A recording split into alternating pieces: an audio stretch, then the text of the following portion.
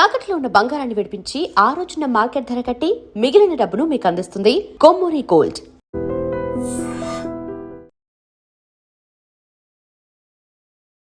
నమస్కారం.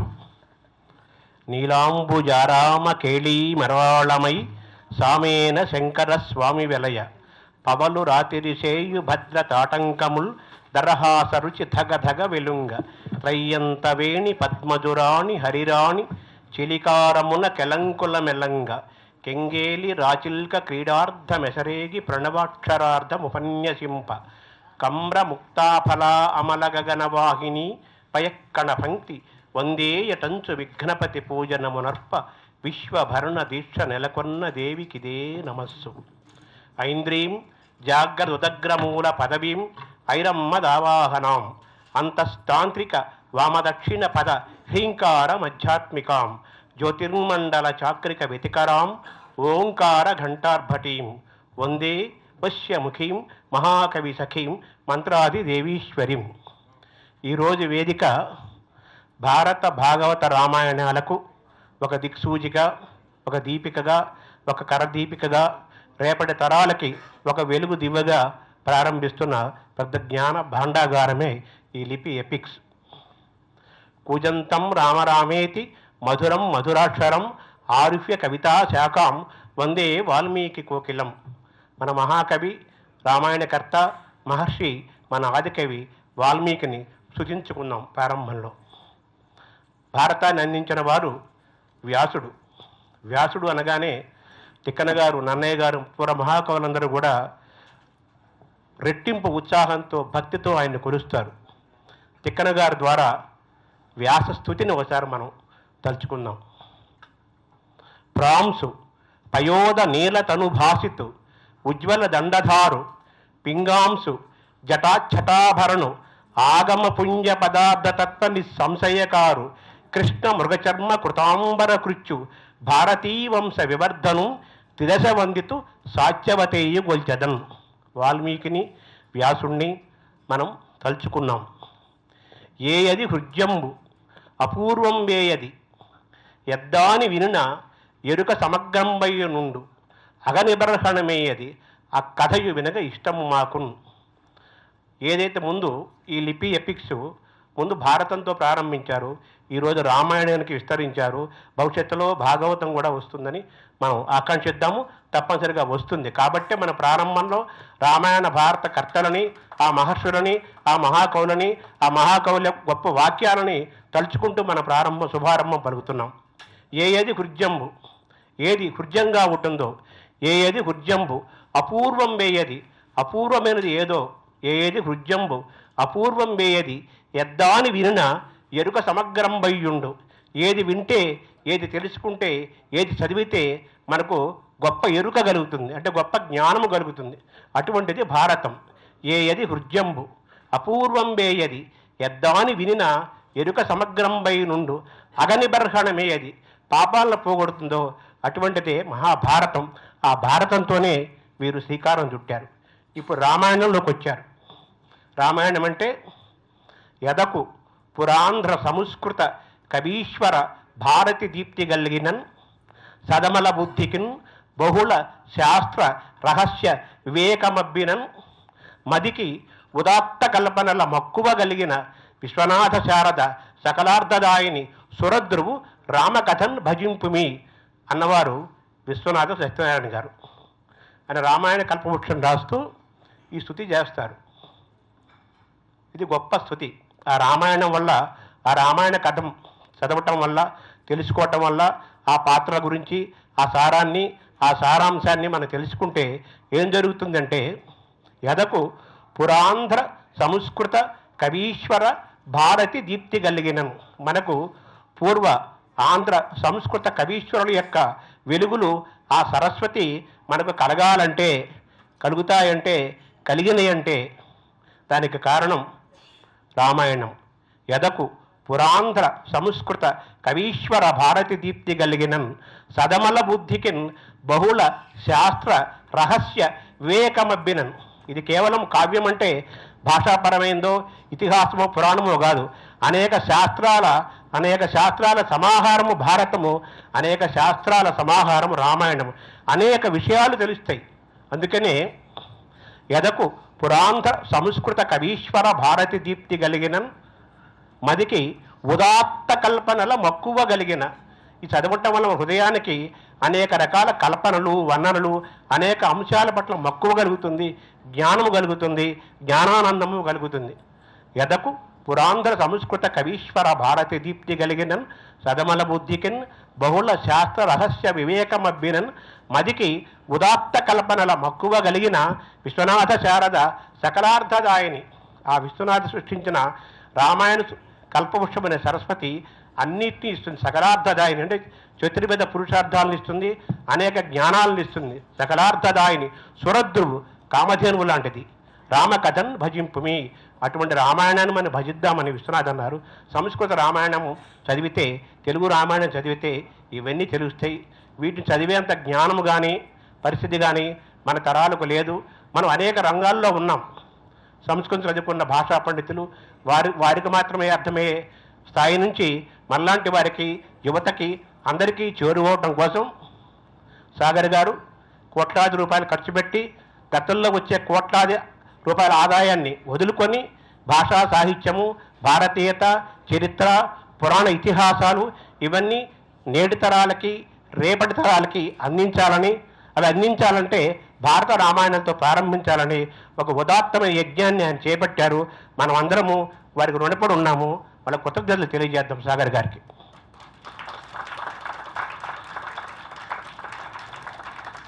టెక్నోక్రాట్గా ఆర్టిఫిషియల్ ఇంటెలిజెన్స్లో నిష్ణాతులై ఉండి అమెరికా వెళ్ళి దాదాపు 4 దశాబ్దాలయ్యి ఎంతో సంపాదించినా కానీ ఆయన హృదయమంతా కూడా భారతదేశం మీద, భారతీయమైన ఇతిహాసాల మీద, పురాణాల మీద, చరిత్రల మీద, ఆ పాత్రల మీద ఉంది.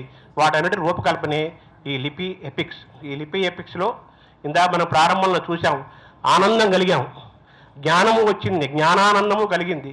అటువంటి జ్ఞానానందం అన్ని తరాల వారికి, అన్ని వయసుల వారికి, అన్ని ప్రాంతాల వారికి అందాలనే ఉద్దేశంతో తెలుగుతో పాటు మిగిలిన భారతీయ భాషల్లో కూడా తీసుకొస్తున్నారు. భారతం ఇప్పటికే ఎపిక్స్ ఆల్రెడీ రిలీజ్ అయింది. కొన్ని లక్షల మంది దాన్ని ఆస్వాదిస్తున్నారు, జ్ఞానాన్ని, ఆనందాన్ని పొందుతున్నారు. ఈరోజు రామాయణం మనకు అందుబాటులోకి వచ్చింది. ఇందరు మహనీయుల మధ్య దీన్ని మనం ఆవిష్కరించుకుందాము, మనం తెలుసుకుందాము, మన పిల్లలకి చెప్దాము, మన పెద్దలకి తెలియజేద్దాము, అందరికీ పంచుదాము. ఈ మహనీయుల మధ్య ఈరోజు ఈ యాప్ ఆవిష్కరణ జరగటం ఒక శుభ సందర్భము, ఒక శుభ సంభ్రమంగా భావిస్తూ శుభాకాంక్షలు తెలుపుతున్నాను. నమస్కారం. మహాయజ్ఞానికి, ఈ మహా సంస్థకి నిర్మాత అయిన సాగర్ అనిసింగరాజు గారు తన నివేదికను ఇప్పుడు సమర్పిస్తారు. ధన్యవాదాలండి. వేదికపై ఉన్న పెద్దలు, లిపిని అభిమానించే పలు ప్రముఖులు, అతిథులు, పాత్రికేయులు అందరికీ నా హృదయపూర్వక ధన్యవాదాలు. 30 ఏళ్ల క్రితం ఉద్యోగరీత్యా అమెరికా వెళ్ళి సెటిల్ అయిపోయినా నేను చిన్నప్పటి నుంచి నేర్చుకున్న తెలుగు భాష, మన భారతం, మన సంస్కృతి, మన రామాయణాలు అవే నన్ను సదా వెన్నంటి ముందుకు తీసుకెళ్తున్నాయి అని నేను ప్రగాఢంగా నమ్ముతాను. అయితే ఏదో కొద్దిపాటి విజయాలు నేను సాధించిన ఏమైనా ఉన్న టెక్నాలజీ, వ్యాపార రంగాల్లో వీటన్నిటికీ కూడా మన ఇతిహాసాలు ఇచ్చిన నైతిక పునాదులు చాలా ముఖ్యమైన విషయాలని నా నమ్మకం. పూర్వం మన చిన్నప్పుడు ఇళ్లల్లో పెద్దవాళ్ళు ఉండేవారు, కుటుంబాలు కలిసి ఉండేవాళ్ళం. పెద్దలు ఏదో చందమామలు, బాలమిత్రులు, పుస్తకాలు, కథలు చెప్పడం, రామాయణ, భారత భాగవతాలు చెప్పడం, ఆ పరిస్థితులు ఉండేవి. కానీ ఇప్పుడు మీ అందరికీ తెలుసు ఆ పరిస్థితులు ఇప్పుడు లేవు. థంబ్నెయిల్స్ టెక్నాలజీల ద్వారా ఆకర్షితులైపోయి పిల్లలు, పెద్దలు కూడా ఎలా మొబైల్ టెక్నాలజీల్లో ఇరుక్కుపోయి ఆ టెక్నాలజీ చూపిస్తున్న అనవసరమైన విషయాల మీద కాలం వ్యక్తపరుస్తున్నారో మనకు తెలిసిన విషయమే. దాని గురించి నేను పెద్దగా చెప్పక్కర్లేదు. అయితే దీన్ని ఏం చేయాలి, దీన్ని ఎలా వెనక్కి తీసుకురావాలి, మన వంతు మనం ఏం చేయగలం అన్న థాట్ తోటే 2022లో నుంచి ఉద్భవించింది ఈ లిపి ఇంక్ అనే కంపెనీ. ఇప్పుడు నేటి తరానికి యువతకి వాళ్ళకి నచ్చిన రీతిలో వాళ్ళ మెచ్చే ప్రక్రియలతో ఒక దృశ్య కావ్యంలా మనం మన కల్చర్ని, మన సంస్కృతిని, మన రామాయణాన్ని, మన మహాభారతాన్ని, మన భాషలని వాళ్ళకి ఎలా మళ్ళీ మక్కువ తీసుకురావాలి అని చెప్పడానికి ఈ లిపిలో మా ప్రయత్నం. మన అపార విజ్ఞాన సంపద వీటిని డిజిటల్ మాధ్యమంలో మొబైల్ ఫోన్లపై టెక్నాలజీ సౌలభ్యంతో దృశ్య కావ్యంలా పలు రకాలుగా మార్చి చేయడానికి కొంతవరకు మాకు డేటా మీద రీసెర్చ్ చేయాల్సిన అవసరం వచ్చింది. గత 3-4 ఏళ్లుగా మేము రీసెర్చ్ చేసి అంటే మనకి వాంగ్మయాలు ఆల్రెడీ ఉన్నాయి, కానీ వీటిని టెక్నాలజీ పరంగా అనువదించడానికి ఒక గ్రాఫ్ డేటాబేస్ అంటారు దాన్ని, నాలెడ్జ్ గ్రాఫ్ డేటాబేస్ని క్రియేట్ చేయడం జరిగింది. అది చేస్తూ ఉంటేనే కొన్ని అద్భుతమైన విషయాలు, మన వ్యాసుల వారి పరంపర, వాల్మీకి వారి గొప్పతనం, ఈ విషయాలన్నీ అన్ని జగద్విదితమైన టెక్నాలజీ పరంగా వాటిని చూస్తే అది ఒక అద్భుత ప్రక్రియలా కనిపించింది. ఇన్ని వేల సంవత్సరాల క్రితం ఏ టెక్నాలజీ లేకుండా ఏ ప్రక్రియలు, అంటే మనకి ఏదైతే కావాలి అనుకుంటున్నామో ఇప్పుడు ఇవేవి అప్పుడు లేనప్పుడే వీళ్ళు ఇంత అద్భుతంగా ఎలా రచించారు, ఎలా ఊహించగలిగారు, ఎలా తపస్సు చేసి కనిపెట్టారు అన్నది ఇప్పటికీ నాకు అంత చిక్కని ప్రశ్న. నేను చాలామందిని అడుగుతూ ఉంటాను, ఇవన్నీ ఆ రోజుల్లో వాళ్ళు ఎలా చెప్పగలిగారు? ఈ modern scientific equipment, so call modern scientific equipment అవి లేనప్పుడు వీళ్ళు ఎలా కనిపెట్టారు? Interplanetary distances, weight of earth, distance between sun and moon and sun and earth, ఇలాంటి విషయాలకి నాసా వాళ్ళు అనండి ఇప్పుడిప్పుడే సైంటిస్టులు కనిపెడుతున్నారు. కానీ వాటికి ఆల్మోస్ట్ సమానంగా ఇంకా అద్భుతంగా ఇన్ని వేల సంవత్సరాల క్రితం ఎలా చెప్పగలిగారు ఏమిటి అన్న విషయాలు ఈ భారతం నిపుణంగా చదువుతూ ఉంటే చాలా విషయాలు అందులో అద్భుతంగా కనిపించాయి. అప్పుడు నాకేమనిపించిందంటే ఇదే పిల్లలు చదువుతూ నేర్చుకుంటే వాళ్ళకి అట్లీస్ట్ ఒక జిజ్ఞాస, ఒక కుతూహలం వస్తుంది. ఈ మోడర్న్ సైన్సే నాకు అక్కర్లేదు, ఒక రకమైన ఇంకొక మ్యాథమెటికల్ మైండ్ తోటి నేను ఆలోచిస్తే నేను ఇలాంటి విషయాలు కనిపెట్టగలను అనే జిజ్ఞాస రావచ్చు అనిపించింది. అయితే వీటిని చేయాలి అంటే పిల్లలకి ఈ కాలంలో అందరూ ఏంటంటారు, నాకు రామాయణం, భారతం, ఇతిహాసాలు ఇష్టమే, కానీ వాటిని నేర్చుకోవడం చాలా కష్టం, ఆ భాష ఇప్పుడు నాకు రాదు, ఆ టైం నాకు ఇప్పుడు లేదు అనేది చాలా కామన్గా చెప్తారు. ఇది ఉత్తి పిల్లల విషయమే కాదండి, పెద్దవాళ్ళు కూడా మేము గమనించాం. చాలామంది ఇళ్లలో పుస్తకాలు ఉంటాయి, గ్రంథాలయాలు ఉంటాయి ఇళ్లలో, రామాయణం, భారతాలు పుస్తకాలు చాలా ఇళ్లలో చూశాను. కానీ మీరు చదివారా అంటే చాలామంది తడువుకుంటారు. ఇళ్లలో పుస్తకాలు ఉన్నా కూడా సంపూర్ణ రామాయణాన్ని, 7 కాండల సంపూర్ణ రామాయణాన్ని కానీ 18 పర్వాల మహాభారతాన్ని కానీ సంపూర్ణంగా కూలంకుషంగా చదువుకున్న వాళ్ళు చాలా తక్కువ, లెస్ దాన్ సింగిల్ డిజిట్ నెంబరే అని చెప్తాను. అయితే వాటిని మారుస్తూ మేము లిపిలో రకరకాల ప్రక్రియలతోటి, గ్రాఫుల ద్వారా, డేటాబేస్ల ద్వారా, విజువల్ ఎలిమెంట్స్ తోటి, ఆడియో వీడియోలతోటి, ఆటలతోటి, వీటిని ఆటలు అంటే ఇవేవో వీడియో గేమ్స్, వీళ్ళని వాళ్ళు కొట్టేసుకున్నారు, చంపేసుకున్నారు ఇలాంటి ఆటలు కాదు. ఏదైతే ప్రామాణికంగా మనకి గ్రంథాల్లో ఉన్నాయో వాటినే ప్రామాణికంగా తీసుకుంటూ ఆటలు తయారు చేయడానికి కొంచెం మనకు సమయం పట్టింది. అవి వాటిని కూడా యాడ్ చేస్తూ మేము చేసుకుంటూ వచ్చాం. రోజుకి 10 నిమిషాలు. మా విజ్ఞప్తి ఏంటంటే ఏ కార్యక్రమమైనా ఏదైనా నేర్చుకోవాలి అంటే నిబద్ధత లేకపోతే ఏం ఉపయోగం లేదు. ఏదో నేను December 31st రెజల్యూషన్ తీసుకుంటాను, ప్రతిరోజు ఎక్సర్సైజ్ చేస్తాను, ప్రతిరోజు చేస్తాను అంటారు, వారం రోజులు 10 రోజుల్లో ఆపేస్తారో నాకు తెలుసు. అలాంటి వాళ్ళకి ఎలాగైతే ఏ ఉపయోగాలు రావో ఇది కూడా రోజుకి 10 నిమిషాల నిబద్ధతతో అట్లీస్ట్ ఒక 3 నెలలు ఈ లిపి ఎపిక్స్ని డౌన్లోడ్ చేసుకుంటే మీరేదో అడ్వాన్స్డ్ ఎక్స్పర్ట్స్ అయిపోతారని నేను చెప్పను, కనీసం ప్రామాణికతో కూడిన 18 పర్వాల మహాభారతం కానీ 7 కాండల రామాయణం కానీ గర్వంగా మీరు చెప్పుకోవచ్చు, నేను చదివాను, భారతం రామాయణం నేను చదివాను అని ప్రతి భారతీయుడు గొప్పగా చెప్పుకోవాలి నా ఆకాంక్ష. ఆ రోజు వస్తుందండి. ఇప్పటికే కొన్ని లక్షల మంది చూపిస్తున్నారు ఇంట్రెస్ట్. అయితే ఇది పూర్తి చేసిన వాళ్ళకి ఈ మన లిపి ఎపిక్స్లో అక్కడక్కడ కొన్ని ప్రశ్నలు, జవాబులు అని ఉంటాయి, ఆటలు కూడా ఉంటాయి.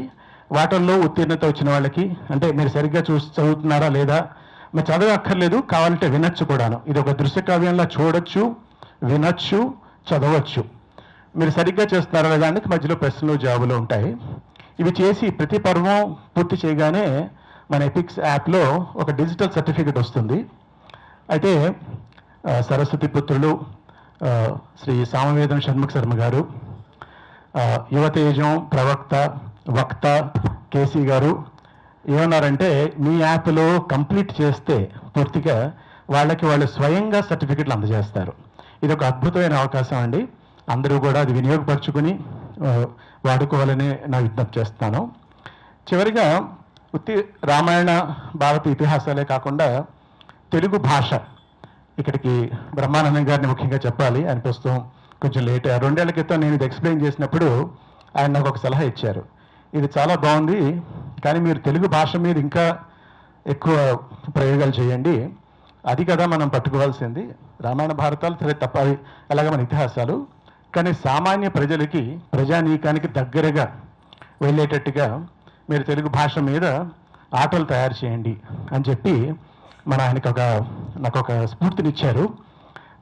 అది అది చేయడానికే ఆటలు, తెలుగు ఆటలు కూడా తెలుగు పదాలతో ఆటలు. అది ఎందుకంటే ఇంగ్లీష్లో ఓవర్ 100 to 200 వెరీ పాపులర్ ఆటలు ఉన్నాయండి. నిత్యం 20 మిలియన్ మంది సబ్స్క్రిప్షన్ పేమెంట్ చేస్తూ ఆడుతున్నారు ప్రపంచం అంతాను ఇంగ్లీష్లో. అయితే కామన్ మ్యాన్కి మన తెలుగులో కానీ హిందీలో కానీ మన భారతీయ భాషల్లో చక్కగా ఆడుకోవడానికి అలాంటి ఆటలు అసలు లేవనే చెప్పాలి. ఆ వెలితి ఉంది అని నాకు అనిపించింది. సో ఒక పక్క రామాయణ భారతాలను క్యూరేట్ చేస్తూ తెలుగు పదాలు, తెలుగు సామెతలు, తెలుగు సంస్కృతి క్యూరేట్ చేస్తూ, అలాగే ఇప్పుడు హిందీ, గుజరాతీ అన్ని భాషల్లోకి చేస్తున్నాం. దాన్ని లిపి బ్రెయిన్ బూస్టర్ అని అంటాం యాప్ని. అది ఒక చేసాం. ఇది చేస్తూ ఉంటే ఇందాక చెప్పినట్టు సిలికాన్ ఆంధ్ర మనబడి అనే వ్యవస్థ అమెరికాలో చాలా పాపులర్ స్కూలు. వాళ్ళు ఇప్పటికి 1,00,000కి పైగా పిల్లలకి తెలుగు నేర్పారండి. 7 తరగతుల్లో 7 లెవెల్స్లో తెలుగు నేర్పుతారు. వాళ్ళు ఎంత అద్భుతంగా తెలుగు అక్కడ నేర్పుతున్నారంటే ప్రవాసాంధ్రులకి, అక్కడ 7వ తరగతి తెలుగులో ఉత్తీర్ణులైన వాళ్ళు తెలుగులో కంద సీస పద్యాలు కూడా రాయగలుగుతున్నారు. చందోబద్ధంగా పద్యాలు రాయగలుగుతున్నారు. అది ఈ విషయం చెప్తే తెలుగు స్టేట్స్లో కూడా ఆ సామర్థ్యత చాలా తగ్గిపోతుంది. దాన్ని మళ్ళీ వాళ్ళు రివైవ్ చేస్తున్నారు. సో వాళ్ళు మన యాప్ చూసి ఇది చాలా అద్భుతంగా ఉంది, ఇదే టెక్నాలజీని మీరు మా పిల్లలకి మా పాఠ్యాంశాలకు అనుగుణంగా చేయగలరా అని అడిగారు. అది మేము చేస్తున్నాం. ఈ ఏప్రిల్ నుంచి ఇది ఏటా 15,000 మందికి మన లిపి కిడ్స్ అనే యాప్ కంపల్సరీగా వాళ్ళు పిల్లలు నేర్చుకుంటారు. సో అదే నేను ఒక సభలో గరికపాటిగా చెప్పారు, చాలా స్కూళ్ళల్లో మీకు తెలుగు టీచర్లు లేరు.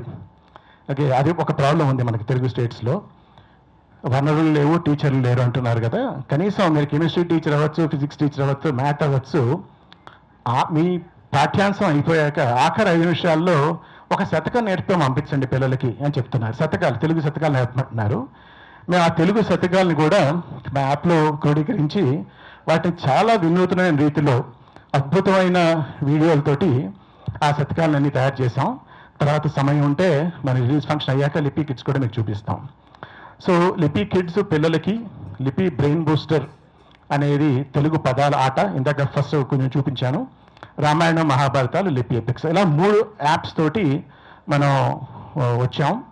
ఇది అందరూ కూడా దీనికి విస్తీర్ణత ఇచ్చి మేము చేస్తున్న మా కార్యక్రమానికి సహాయం చేస్తూ మీ మాధ్యమాల్లో, మీ ప్రసంగాల్లో, మీ అవకాశాల్లో మా గురించి చెప్పి, ఈ లిపి యాప్స్ గురించి చెప్పి వీటి ఇంకా ముందుకు తీసుకెళ్ళడానికి సహకరించాలని కోరుతూ ధన్యవాదాలు. మితం తీర్థం భరద్వాజ నిశామయ రమణీయం ప్రసన్నాంబు సన్మనుష్య మనోయధ. ఇది అత్యంత కీలకమైనటువంటి శ్లోకం. రామాయణాన్ని సూచిప్రాయంగా వాల్మీకి మహర్షి దానిని సత్పురుషుడి యొక్క మనస్సు ఎలా ఉంటుందో అట్లా ఈ తటాకం ఉన్నది కదా, అకర్దమంగా ఉన్నది, అంటే బురద లేకుండా ఉన్నది. మానవ జీవితం కలంకరహితంగా ఉండాలి, కళాత్మకంగా ఉండాలి, శాస్త్రీయంగా ఉండాలి, శాస్త్రగతంగా ఉండాలి, సంగీత సాహిత్య సమన్వితమైనటువంటి ఒక దివ్య భావన గరిమతో మన సంస్కృతి విలసనం జరగాలి అని భావించినటువంటి ఆదికవి వాల్మీకి. వాల్మీకి కోకిలం ఎందుకన్నారంటే రాముడి జీవితంలో ప్రధాన ఘట్టాలన్నీ వసంతకాలంలో జరిగినాయి కనుక రాముడి యొక్క జీవన గానాన్ని, జీవన విధానాన్ని ఒక దివ్యగానంగా ఈ ప్రపంచానికి అందించారు. మామూలుగా ఈవేళ అందరికీ అలవాటైంది భారత భాగవత రామాయణాలు అంటున్నారు. ముందు రామాయణం చెప్పాలి, తర్వాత భారతం, భాగవతం, ఆ తర్వాత భగవద్గీత. ఇది ఒక క్రమ పరిణామ దశ. దీనిలో ఈవేళ ప్రధానంగా రామాయణం కాబట్టి అందరూ నన్ను కూడా చాలా చోట్ల అడుగుతూ ఉంటారు, ఇవన్నీ చదివితే మాకేమిటి లాభము అని అడుగుతారు. ముఖ్యంగా తెలుగునాట, తెలుగు జాతిలో తెలుగువాడిగా పుట్టినటువంటి వాడికి ఒక అద్భుతమైనటువంటి ఆయుధము, అస్త్రము, శస్త్రము ఒకటి ఉంది, దాని పేరు పద్యం. ఆ పద్యం ఒక్క పద్యాన్ని గనక ధారణ చేస్తే అపారమైన ధారణాశక్తి మనకు ఏర్పడుతుంది. అంతేకాదు దానిలో ఒక అల్లిక, ఒక జిగి, ఒక బిగి, ఒక శబ్ద సౌందర్యం, ఒక శైలి, ఒక గతి, ఒక శుభగశయ్యాగతమైనటువంటి ఒక భావధార, దానిలో కథాకథన విశేషం ద్వైతాద్వైత మార్గంలో జరుగుతుంది గనక తెలుగు వారందరూ పద్యరూపంగా తమ సంస్కృతిని నిలబెట్టుకోవాలి. ఇది మొదటిది. అందుకనే రామాయణం కాబట్టి విశ్వనాథ వారు ఇప్పుడే వారు చెప్పారు పద్యం ఎదకు పురాంధ్ర, అది కండిషన్స్ పెట్టారు ఆయన. నీకు సంస్కృతం వచ్చా, తెలుగు వచ్చా, నా రామాయణం చదువుకో. నీకు అనేక శాస్త్రాల రహస్యం తెలుసా, నా రామాయణం చదువుకో. నీకు ఆ రెండు తెలివితేటలు లేకపోతే కనీసం ఉత్తమ కల్పనలు ఉన్నాయి, అవన్నా నువ్వు చదువుకో. కానీ విశ్వనాథ శారద సకలార్థదాయిని సురద్రువు రామకథన్ భజింపుమి అన్నాడు. రామకథని భజించడం అంటే నిరంతరము అనుకుంటూ మననం చేసుకున్నట్లయితే ఆ 24,000 శ్లోకాలలో ఉన్నటువంటి ఆ మార్మికత, ఆ లావణ్యము, ఆ మాధుర్యము, ఆ శబ్ద సౌందర్యము మనందరికీ కూడా అర్థమవుతుంది గనక దానిని కూడా ఈ రామాయణ కల్పవృక్షాన్ని ఆయన ఏం చేశారు అంటే నిర్గుణోపాసనతో మొదలుపెట్టారు.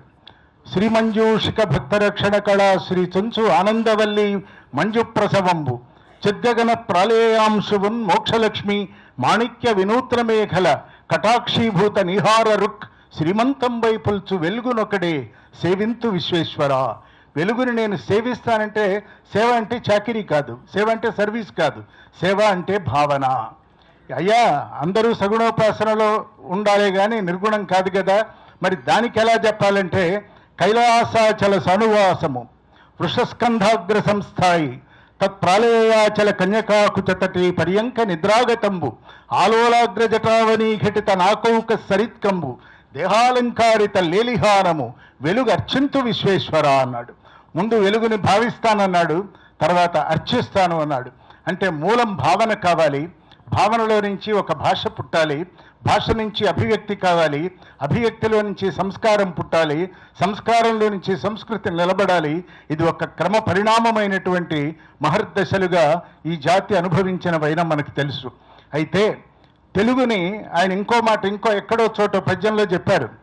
నాకు తెలుగులో మొట్టమొదటగా ఈ ఆ అని రాసినప్పుడు ఇది ప్రథమ శివలింగాకృతిగా నేను భావిస్తున్నాను అన్నాడు. అట్లాగే మరొక చోట బోల్లగిడిన బలినటువంటి ఒక గవ్వ ముద్దగా కనిపిస్తున్నది అన్నాడు. అంటే ఎన్ని రకాలుగా దర్శనం చేయవచ్చునో ఈ 56 అక్షరాలు 50 స్వర్ణవర్ణ మాలిక. ఇది 56 అక్షరాలు ఉన్న భాష లేదు. ఇటువంటి భాష, అది ఇవ్వగలిగినటువంటి శక్తి, అది అందించగలిగినటువంటి ఒక ప్రసార వేదిక మాధ్యమం కూడా ఉత్కృష్టమైనది, ఉన్నతమైనదిగా మనం భావన చేయాలి. పద్యాన్ని మనం ఆలంబన చేసుకోవాలి. రామాయణం చదివితే ఏమొస్తుందనేటువంటి ఈనాటి యువతకి నా జవాబు ఒక్కటే. రామాయణం చదివితే రాముడి వలె మర్యాద పురుషోత్తముడిగా, సమాజంలో ఒక సభ్య పౌరుడిగా, ఒక జాతికి ఒక అత్యద్భుతమైన ప్రతీకగా ఎలా ఉండగలమో, వీటన్నింటికంటే మానవుడుగా జీవించగలిగిన దివ్య విధానం కావాలి అంటే రామాయణాన్ని చదవాలి. రామాయణం అంటే రాముడి కథ అని మాత్రమే కాదు, రమణీయమైన అయనం. మన ప్రయాణం కూడా రమణీయంగా ఉండాలి, రమ్యంగా ఉండాలి, ఆదర్శప్రాయంగా ఉండాలి, స్ఫూర్తిదాయకంగా ఉండాలి, మూర్తిమంతంగా ఉండాలి. ఇన్ని జరిగితే అది మానవ జీవిత వికాసంగా నేను భావన చేస్తూ, తెలుగు భాషలో ముఖ్యంగా తెలుగు రామాయణంలో విశ్వనాథ వారిది మకుటాయమానమైన స్థితి అనేక ఉన్నాయి. కానీ ఇది చక్కగా రాసి చమత్కారంతో, ఉదాత్త కల్పనలతో అనేక కల్పనలు చేశారు. వాటిని కాస్త ఛాందస్సులు, ఆయన అంటే ఇష్టం లేని వాళ్ళు అవాల్మీకము అంటారు. వాల్మీకి ఒక బియ్యపు రాశి, దానిలో నుంచి చిత్రాన్నాలు పుట్టుకొచ్చినాయి అంతే కదా. బియ్యం ఉంటే బిర్యానీ వస్తుంది, బియ్యం ఉంటే చిత్రాన్నం వస్తుంది, బియ్యం ఉంటే చక్కెర పొంగలు వస్తుంది. మూలం ఏమిటి అని మూలం అందుకనే ఈ సంసారం ఇది ఎన్ని జన్మలకు నేను మౌని భాషా సంక్రాంతరుణము తీర్పగలదా అన్నాడు. వాల్మీకి రాయకపోతే నేనెక్కడి నుంచి దాని రామాయణం అన్నాడు. కాబట్టి ఒక వినయము, విద్య, ఒక గరిమ, ఒక శక్తి, ఒక భావన, శబల ఇవన్నీ కూడా రావాలంటే రామాయణం చదవాలి. అందులో రామాయణం మొత్తాన్ని, రాముడి జీవితాన్ని నడిపించిన వాళ్ళందరూ కూడా కైకతో, మందరతో, సీతతో, అరుంధతితో, ఊర్మిళతో, ఆ పైన సీతతో, వీళ్ళందరితో గనక మనం అహల్యతో, వీళ్ళందరూ కూడా స్త్రీమూర్తులంతా రాముడి యొక్క జీవితాన్ని నడిపించారు. స్త్రీమూర్తి లేకపోతే రామాయణం లేదు.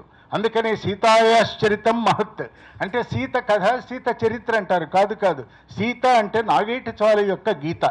ఆ గీతలో నుంచి సస్యం పండాలి, దానిలో నుంచి సాంస్కృతిక వైభవం రావాలి, దానిలో నుంచి పరమాత్మని దర్శనం చేయాలి. కడగా ఏం కావాలి? మానవ జన్మకి పరమార్థం ఏమిటి అంటే కర్మయోగం ద్వారా, భక్తి యోగం ద్వారా, యోగం ద్వారా, జ్ఞానం ద్వారా తనను తాను తెలుసుకునేటువంటి ఒక ఎరుకలోకి వెళ్ళాలి. ఆ ఎరుక ఏమిటంటే నేను కేవల దేహం మాత్రమే కాదు, నేను కేవల మానవుణ్ణి కాదు, నేను మాధవుణ్ణి, ఆ మాధవుడు నాయందే ఉన్నాడు, అది ఆత్మగా ఉన్నది అనేటువంటి ఒక ఉదాత్త వైఖరికి వెళ్ళాలి అంటే రామాయణాన్ని చదవాలి. అలాగే భారతం చదివితే ఏమవుతుంది? వ్యాసుల వారు ఇవాళ అడుగుతారు ప్రశ్నలు అనేక చోట్లకు వెళ్ళినప్పుడు, ఏముందండి ఆ భారతం సినిమాల్లో చూపించిన భారతమేనంటే దాన్ని కాసేపు పక్కన పెడితే కనీసం వాళ్ళు ఆ ప్రయత్నం చేసి ఇదిగో ఇట్లా అవుట్లైన్స్ అన్న మనకి ఇచ్చారు. భారతాన్ని గనక నిష్ఠగా జరిగితే వ్యాసుల వారి ఒక ప్రమాణం ఉంది.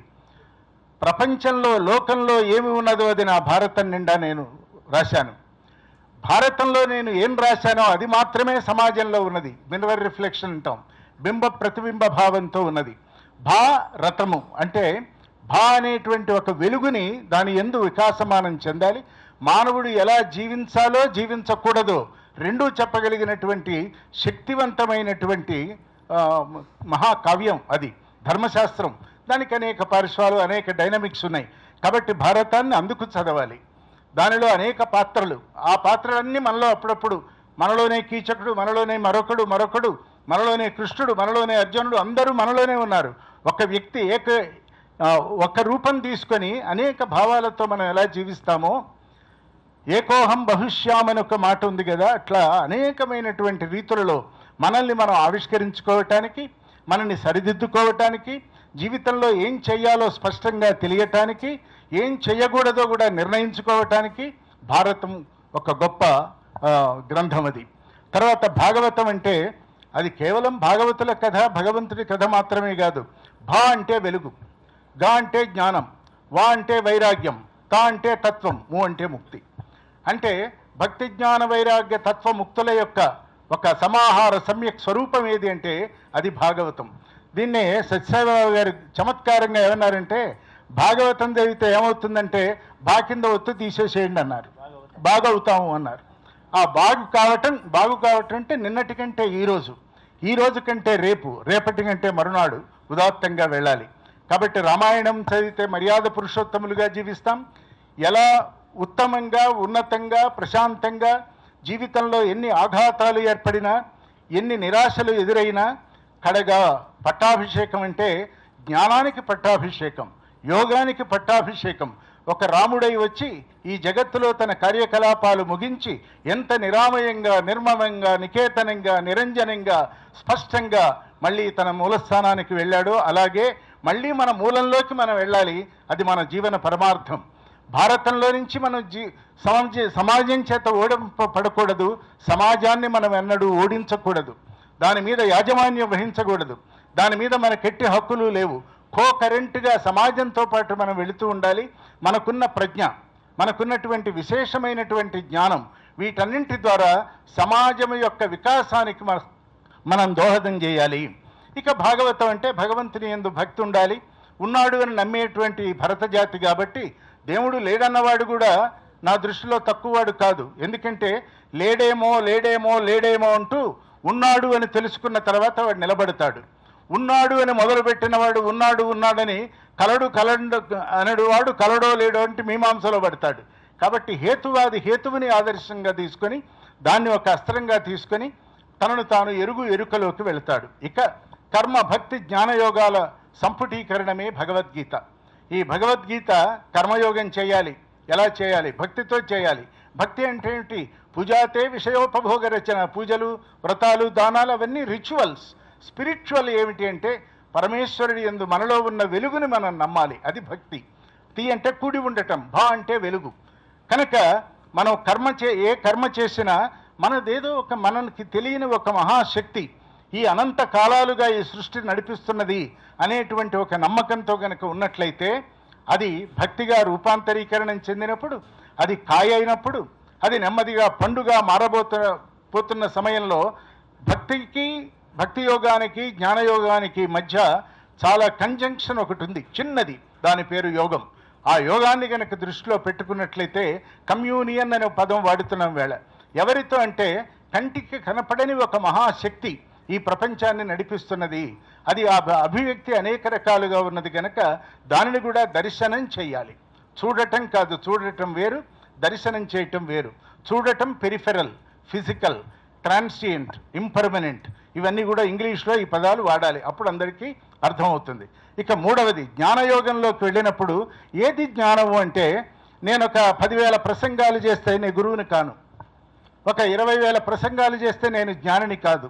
ఇంటలెక్చువల్ ఇంటర్ప్రిటేషన్ ఈజ్ ఓన్లీ విజ్ఞాన. ఉన్న దాని మీద నేను వ్యాఖ్యానం చేస్తే నాకు ఆ శక్తి ఉన్నది అని అర్థం. జ్ఞాని అంటే ఇక తెలియబడవలసినదంటూ ఏమీ లేదు అనేటువంటి ఒకానొక స్థాయికి వెళ్ళగలిగినట్లయితే ఆ స్థాయికి జ్ఞాని అని పేరు. ఆ జ్ఞాని మాట్లాడు, ఆ జ్ఞాని ప్రవచనం చేయడు, ఆ జ్ఞాని ఉపన్యాసం చేయడు. మరి ఏం చేస్తాడు? మౌన వ్యాఖ్య ప్రకటిత పరబ్రహ్మతత్వం యువానం అంటే మౌన వ్యాఖ్య ద్వారా, మౌనం ద్వారా ఈ గురువులు, ప్రవచనకారులు అనేటువంటి వారు ట్రాన్స్లేటర్లు, ట్రాన్స్పోర్టర్స్ ఉన్నదాన్ని ఉన్నట్టుగా, ఉన్నదానికి కాస్త ఎక్కువగా తక్కువగా ఊహాతీతంగా ఊహాత్మకంగా చెప్తారు. కానీ జ్ఞాని తాను ఏమి దర్శించాడో దాన్ని చెప్తాడు. భారతీయమైనటువంటివన్నీ, అటు టెక్నాలజీ, ఖగోళ శాస్త్రం కానీ, ఎస్ట్రానమీ కానీ, ఎస్ట్రాలజీ కానీ, ఇప్పటి వరకు వచ్చినటువంటి అనేకమైనటువంటి రెవల్యూషన్స్ అంటామే, ఇవన్నీ కూడా మహర్షుల దర్శనాలు. మహర్షుల టైంలో పుస్తకాలు లేవు, కంప్యూటర్లు లేవు, కెలడియోస్కోప్స్ లేవు. వరాహమీరుడు ఇక్కడ కూర్చొని గగనాంతరాలలో దాగి ఉన్నటువంటి నక్షత్ర మండలాన్ని వివరించి చెప్పాడు. భూమి లోపల ఎక్కడ నీళ్లుంటాయో నడుస్తూ చెప్పచ్చు అన్నాడు.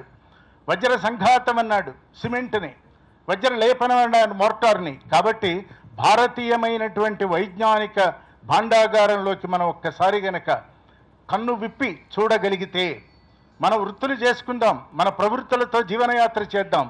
కానీ నివృత్తి మార్గానికి మాత్రం కేవలం భారతదేశము, భారతీయత, భారతీయ వాంగ్మయ సంపుటి, మహర్షుల యొక్క ఆ అనుగ్రహ వరదానం, ఇవన్నీ కూడా మనందరినీ కూడా నడిపించు వచ్చినాయి, రాబోయే తరాన్ని కూడా నడిపిస్తాయి అనేటువంటి ఒక ఆశని, ఒక నమ్మకాన్ని కలిగించినటువంటి సాగర్ గారికి మనం ఈవేళ నమస్కరించాలి.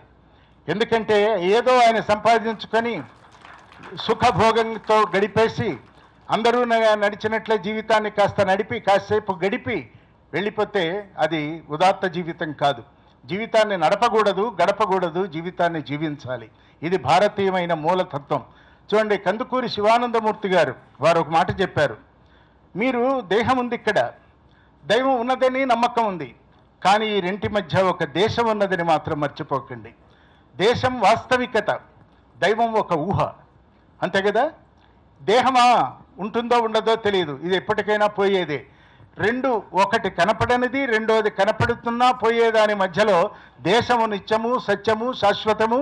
ఆ దేశంలో నుంచి వచ్చినటువంటి ఈ మహర్షి సంతతి అంతా కూడా మనకి ఇచ్చినటువంటి వాంగ్మయ ధారని ఒడిసిపెట్టి గుక్కెడుగా మనం కూడా స్వీకరిస్తూ మళ్ళీ మన తర్వాత తరానికి ఈ జాతి యొక్క వైభవాన్ని, ఈ ఆంధ్ర భాషని, ఈ తెలుగుతనాన్ని, ఈ తెలుగులో మాటను దాగినటువంటి దానిని మనం అందరం కూడా అందించుకోవాలని నేను కోరుకుంటూ చివరిగా ఒక్క మాట చెప్తాను.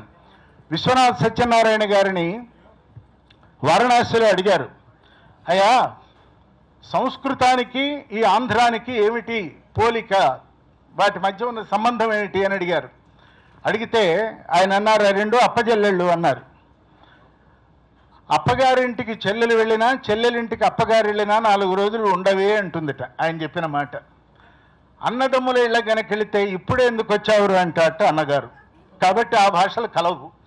కలిసి హృదయంతో కూడి జీవించేది ఏది అంటే సంస్కృతము, తెలుగు. మూలం సంస్కృతము, ఆంధ్రము. కాబట్టి మన చరిత్రలో పద్యం ఉంది, అటాచని కాంచె, 3 పదాలు, తర్వాతంతా సంస్కృతమే. అటదని కాంచ భూమిసురుడు అంబర చుంబి శిరస్సరజ్జరీ పటల ముహుర్ముహుర్లట దభంగ తరంగ మృదంగ నిస్వనస్ఫుట నటనానుకూల పరిఫుల్ల కలాప కలాపిజాలమున్ కటక చరత్కరేడు కరకంపిత సాలము శీతశైలమున్. ఇది పద్యం.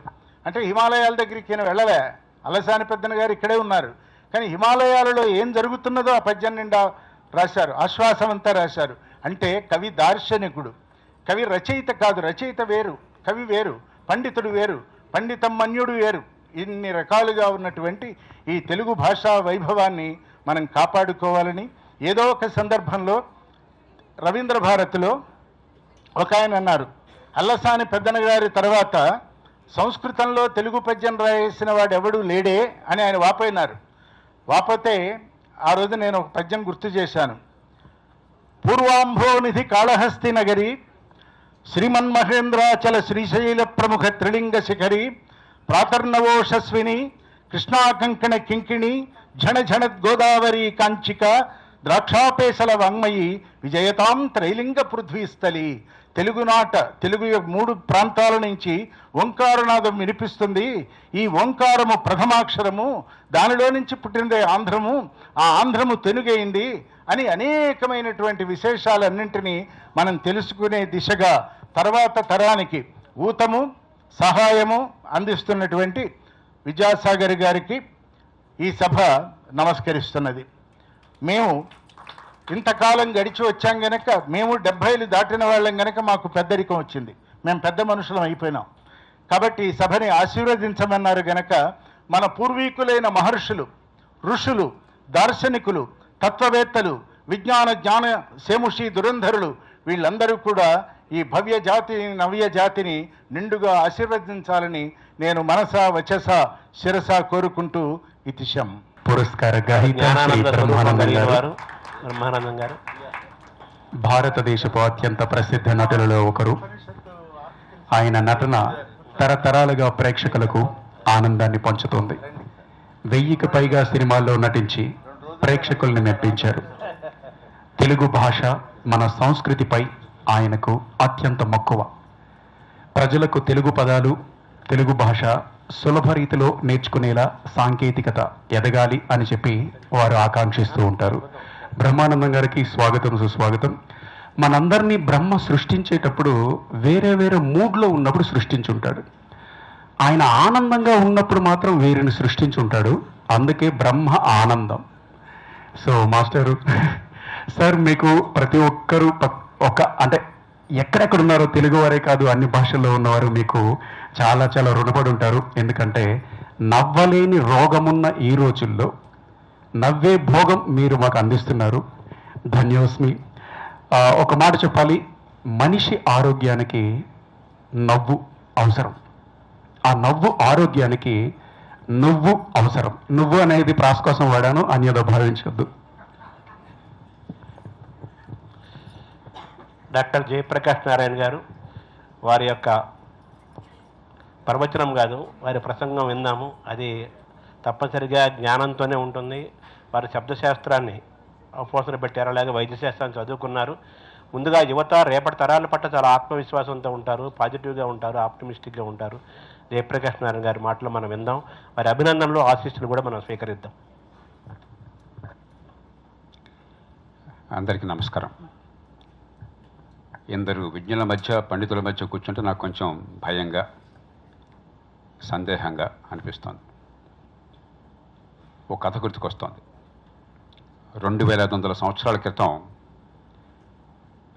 సోక్రటీస్ బతుకున్న రోజుల్లో ఆయన శిష్యులతో సంవాదం చేసేవాడు. ఆయన ఉపన్యాసం ఇచ్చేవాడు కాదు, పాఠాలు చెప్పేవాడు కాదు, కేవలం చర్చల ద్వారా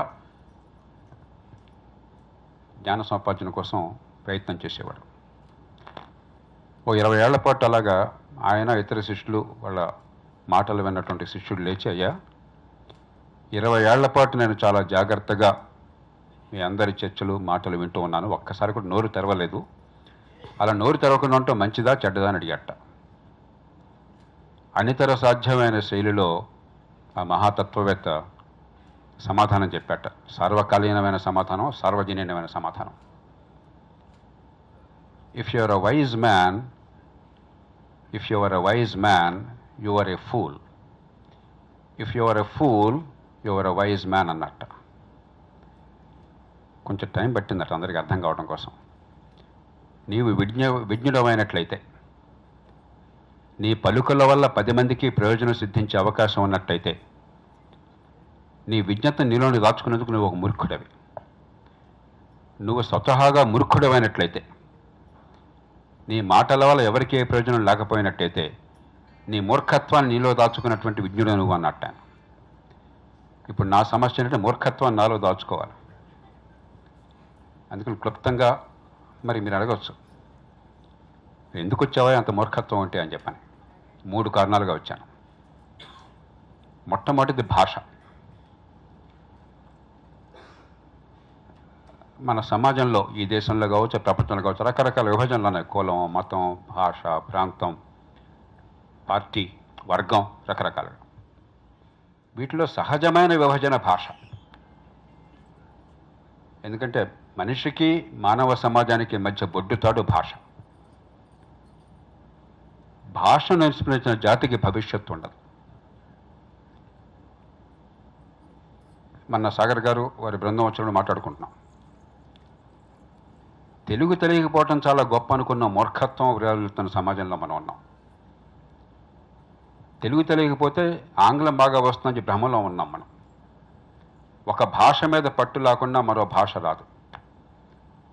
భాష కేవలం మాట్లాడడం కోసం కాదు, ప్రాస కోసం కాదు, అందం కోసం కాదు, అలంకారం కోసం కాదు, భావ ప్రకటన కోసం. అంతేకాదు, భాష మీద పట్టు లేకపోతే మేధస్సు మీద పట్టు లేదు.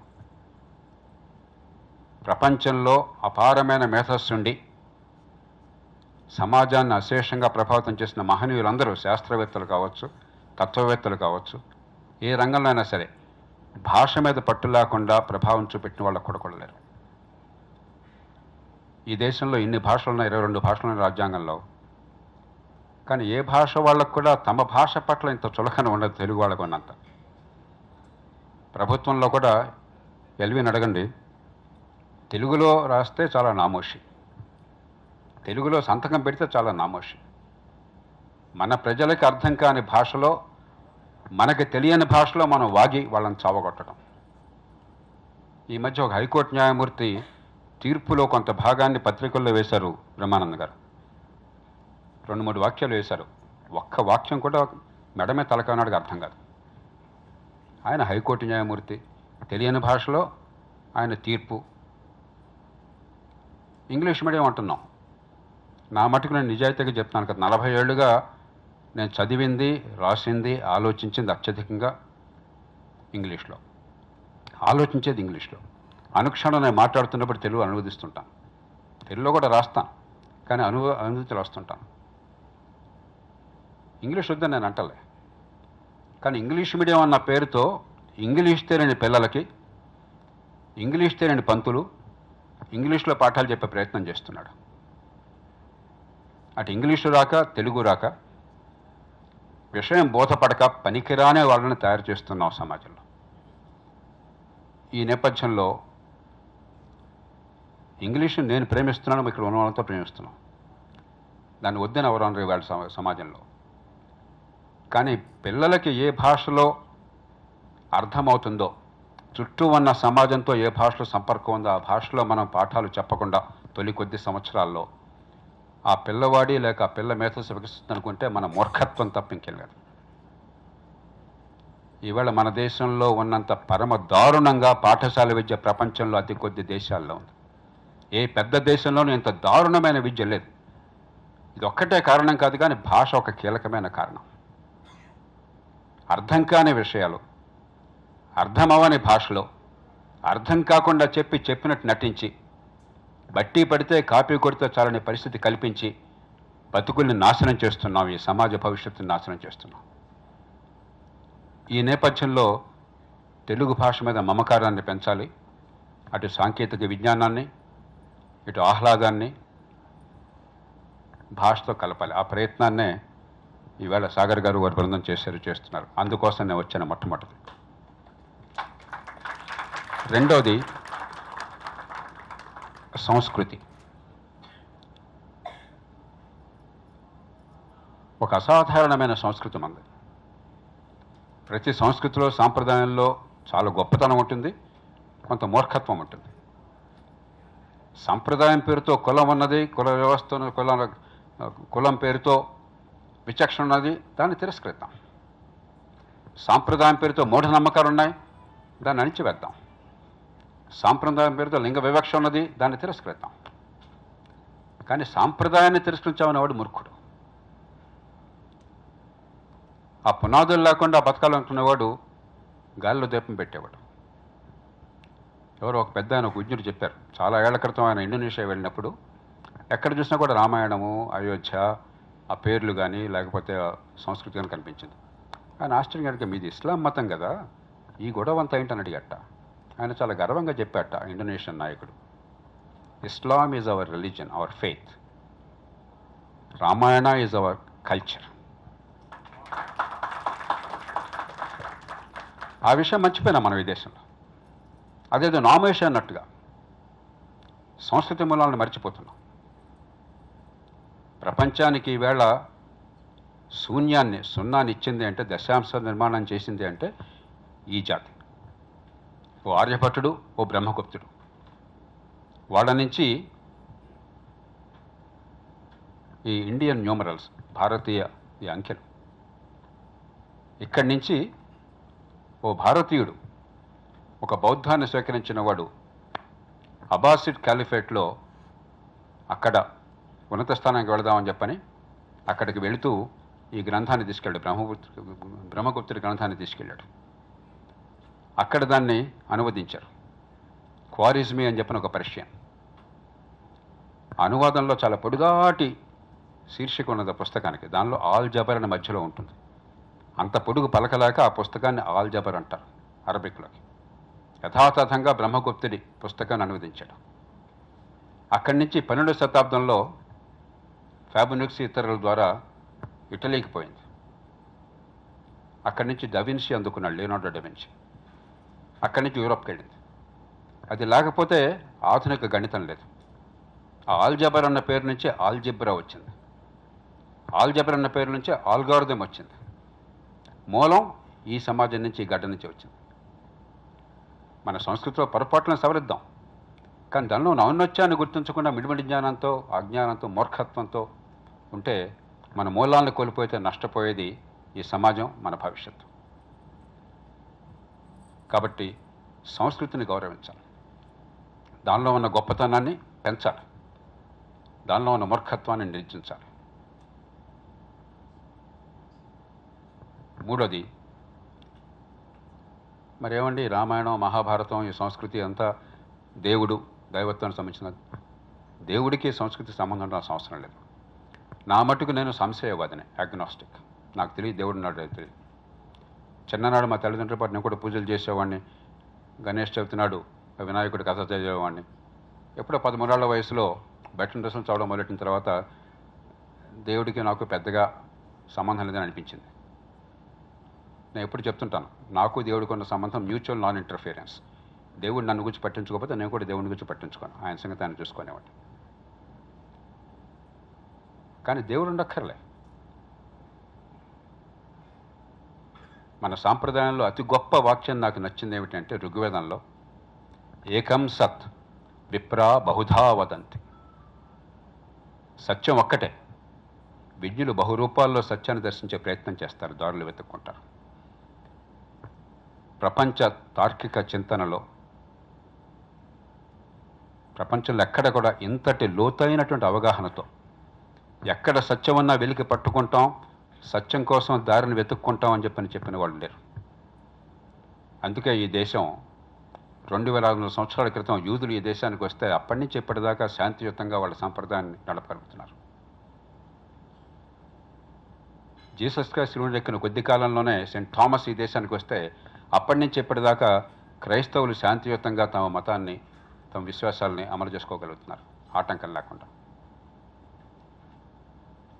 మహమ్మద్ ప్రవక్త మక్కా నుంచి మదీనాకి వెళ్ళిన తర్వాత కేవలం 1-2 దశాబ్దాలకి అరబ్బులు ఇక్కడికి వస్తే అప్పటి నుంచి ఇప్పటిదాకా ఇస్లాంని దేశంలో ఏ రకమైన అడ్డంకి లేకుండా చేసుకోగలుగుతున్నారు. లొంగిపోకుండా అందరికి అవకాశం ఇచ్చినటువంటి జాతి ఇది. అన్నిటిని ఇముడ్చుకున్న జాతి ఇది. చాలామంది మన సాంప్రదాయంలోకి వెళితే, మన రామాయణ మహాభారతంలో పిల్లలకు చెప్తే ఏదో మన మతాన్ని చెప్తున్నాం, మరొకటి చెప్తున్నాం అన్నటువంటి పొరపాటు భావంతో ఉన్నారు. ఇందాక వారు చెప్తున్నారు శ్రీమద్ రామాయణ కల్పవృక్షాన్ని గురించి. ఇదే గడ్డ మీద, తెలుగు గడ్డ మీద శ్రీమద్ రామాయణ విశ్వవృక్షం అని చెప్పి ముప్పాడు రంగనాయకం గారు రాశారు. ఎవరు ఆయుధాలు పెట్టేవాడిని కొట్టలేదు, ఎప్పుడు కూడా ఎవరు సజీవంగా ఉన్నారు. ఈ మధ్య ఫోన్లో మాట్లాడాను. వారి భావం వారిది. వారు అనుసరించేవారంటే అనుసరించేవాడిని, అభ్యంతరం లేదు. ఎంత ధీమా కావాలి దానికి, ఆ భావానికి. ఎలాంటి భావాన్ని అయినా సరే, ఎలాంటి విమర్శను విమర్శించుకునేటువంటి అద్భుతమైనటువంటి ఒక దూరదృష్టి ఉన్న, అందరినీ సమ్మిళితం చేసేటువంటి శక్తి ఉన్నటువంటి సమాజం మనది. కాబట్టి మనం నమ్మిన దేవుడితోనో, నమ్మిన సిద్ధాంతాలతోనో ముడిపెట్టాల్సిన అవసరం లేదు. ఈ మూడు ఈవేళ సమాజంలో అందరికీ అర్థం కావాలి. ఇందాక దేశం గురించి మాట్లాడారు విఎస్ఆర్ మూర్తి గారు. ఒక జాతి అంటూ ఉన్నది. 145 కోట్ల మంది ఉన్నారు. ఎప్పుడో బాలగంగాధర తిలక్ అన్నాడు, దేవరకొండ బాలగంగాధర తిలక్, ప్రార్థన అనుకుంటాం గీతంలో అన్నాడు ఆయన. ఈ దేశం ఆనాడు 40 కోట్ల మంది నిజమైన ప్రాణం ఉన్న మనుషులున్న దేశం. ఈ దేశం గజానికో గాంధారి కొడుకున్న విచిత్ర సౌధం. ఈ దేశం కడుపు నిండా తిండి, గుండె నిండా ఆహార్యం, బతుకు పొడుగునా కాస్తంత స్వతంత్రం ఉంటేనే చాలు అనుకునే నిర్భాగ్యులు కోటాను కోట్లుగా ఉన్న దేశం. ఈ దేశం ఉంది. ఈ దేశంలో ప్రజలున్నారు. వాళ్ళకు మంచి భవిష్యత్తు ఇచ్చే అవకాశం అన్నది. మానవ ఇతిహాసంలో తొలిసారిగా అందరి అవకాశాలని పెంచి, పేదరికాన్ని తొలగించి, వాళ్ళ శక్తి సామర్థ్యాన్ని వికసింపజేసి, నివారించదగ్గ క్లేశాన్ని నిర్మూలించే అవకాశం ఈవేళ ఈ శతాబ్దంలో మనకున్నది. అందుకు భాషని, సంస్కృతిని, తర్కాన్ని ఆయుధంగా వాడతామని ఆశిస్తూ, దాన్ని ఈ దేశంలో ఉన్న పిల్లలకి, తెలుగునాట ఉన్న పిల్లలందరికీ కూడా సులభంగా, ఆకర్షణీయంగా, ఆహ్లాదకరంగా అందించేటువంటి అద్భుతమైన ప్రయత్నం చేసినటువంటి సాగర్ గారిని, వారి బృందాన్ని మనసారి అభినందిస్తూ, ఒక్కటే కోరిక, అభినందించడంతో పాటు పోషించండి. ఓ సినిమాకి 500 ఖర్చు పెడుతున్నాం, సినిమాకి వెళ్ళొద్దని అంటలే.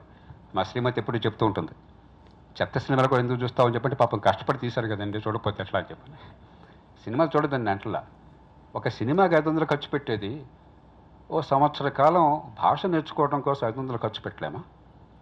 అంత కష్టంగా ఉన్నాం మనం.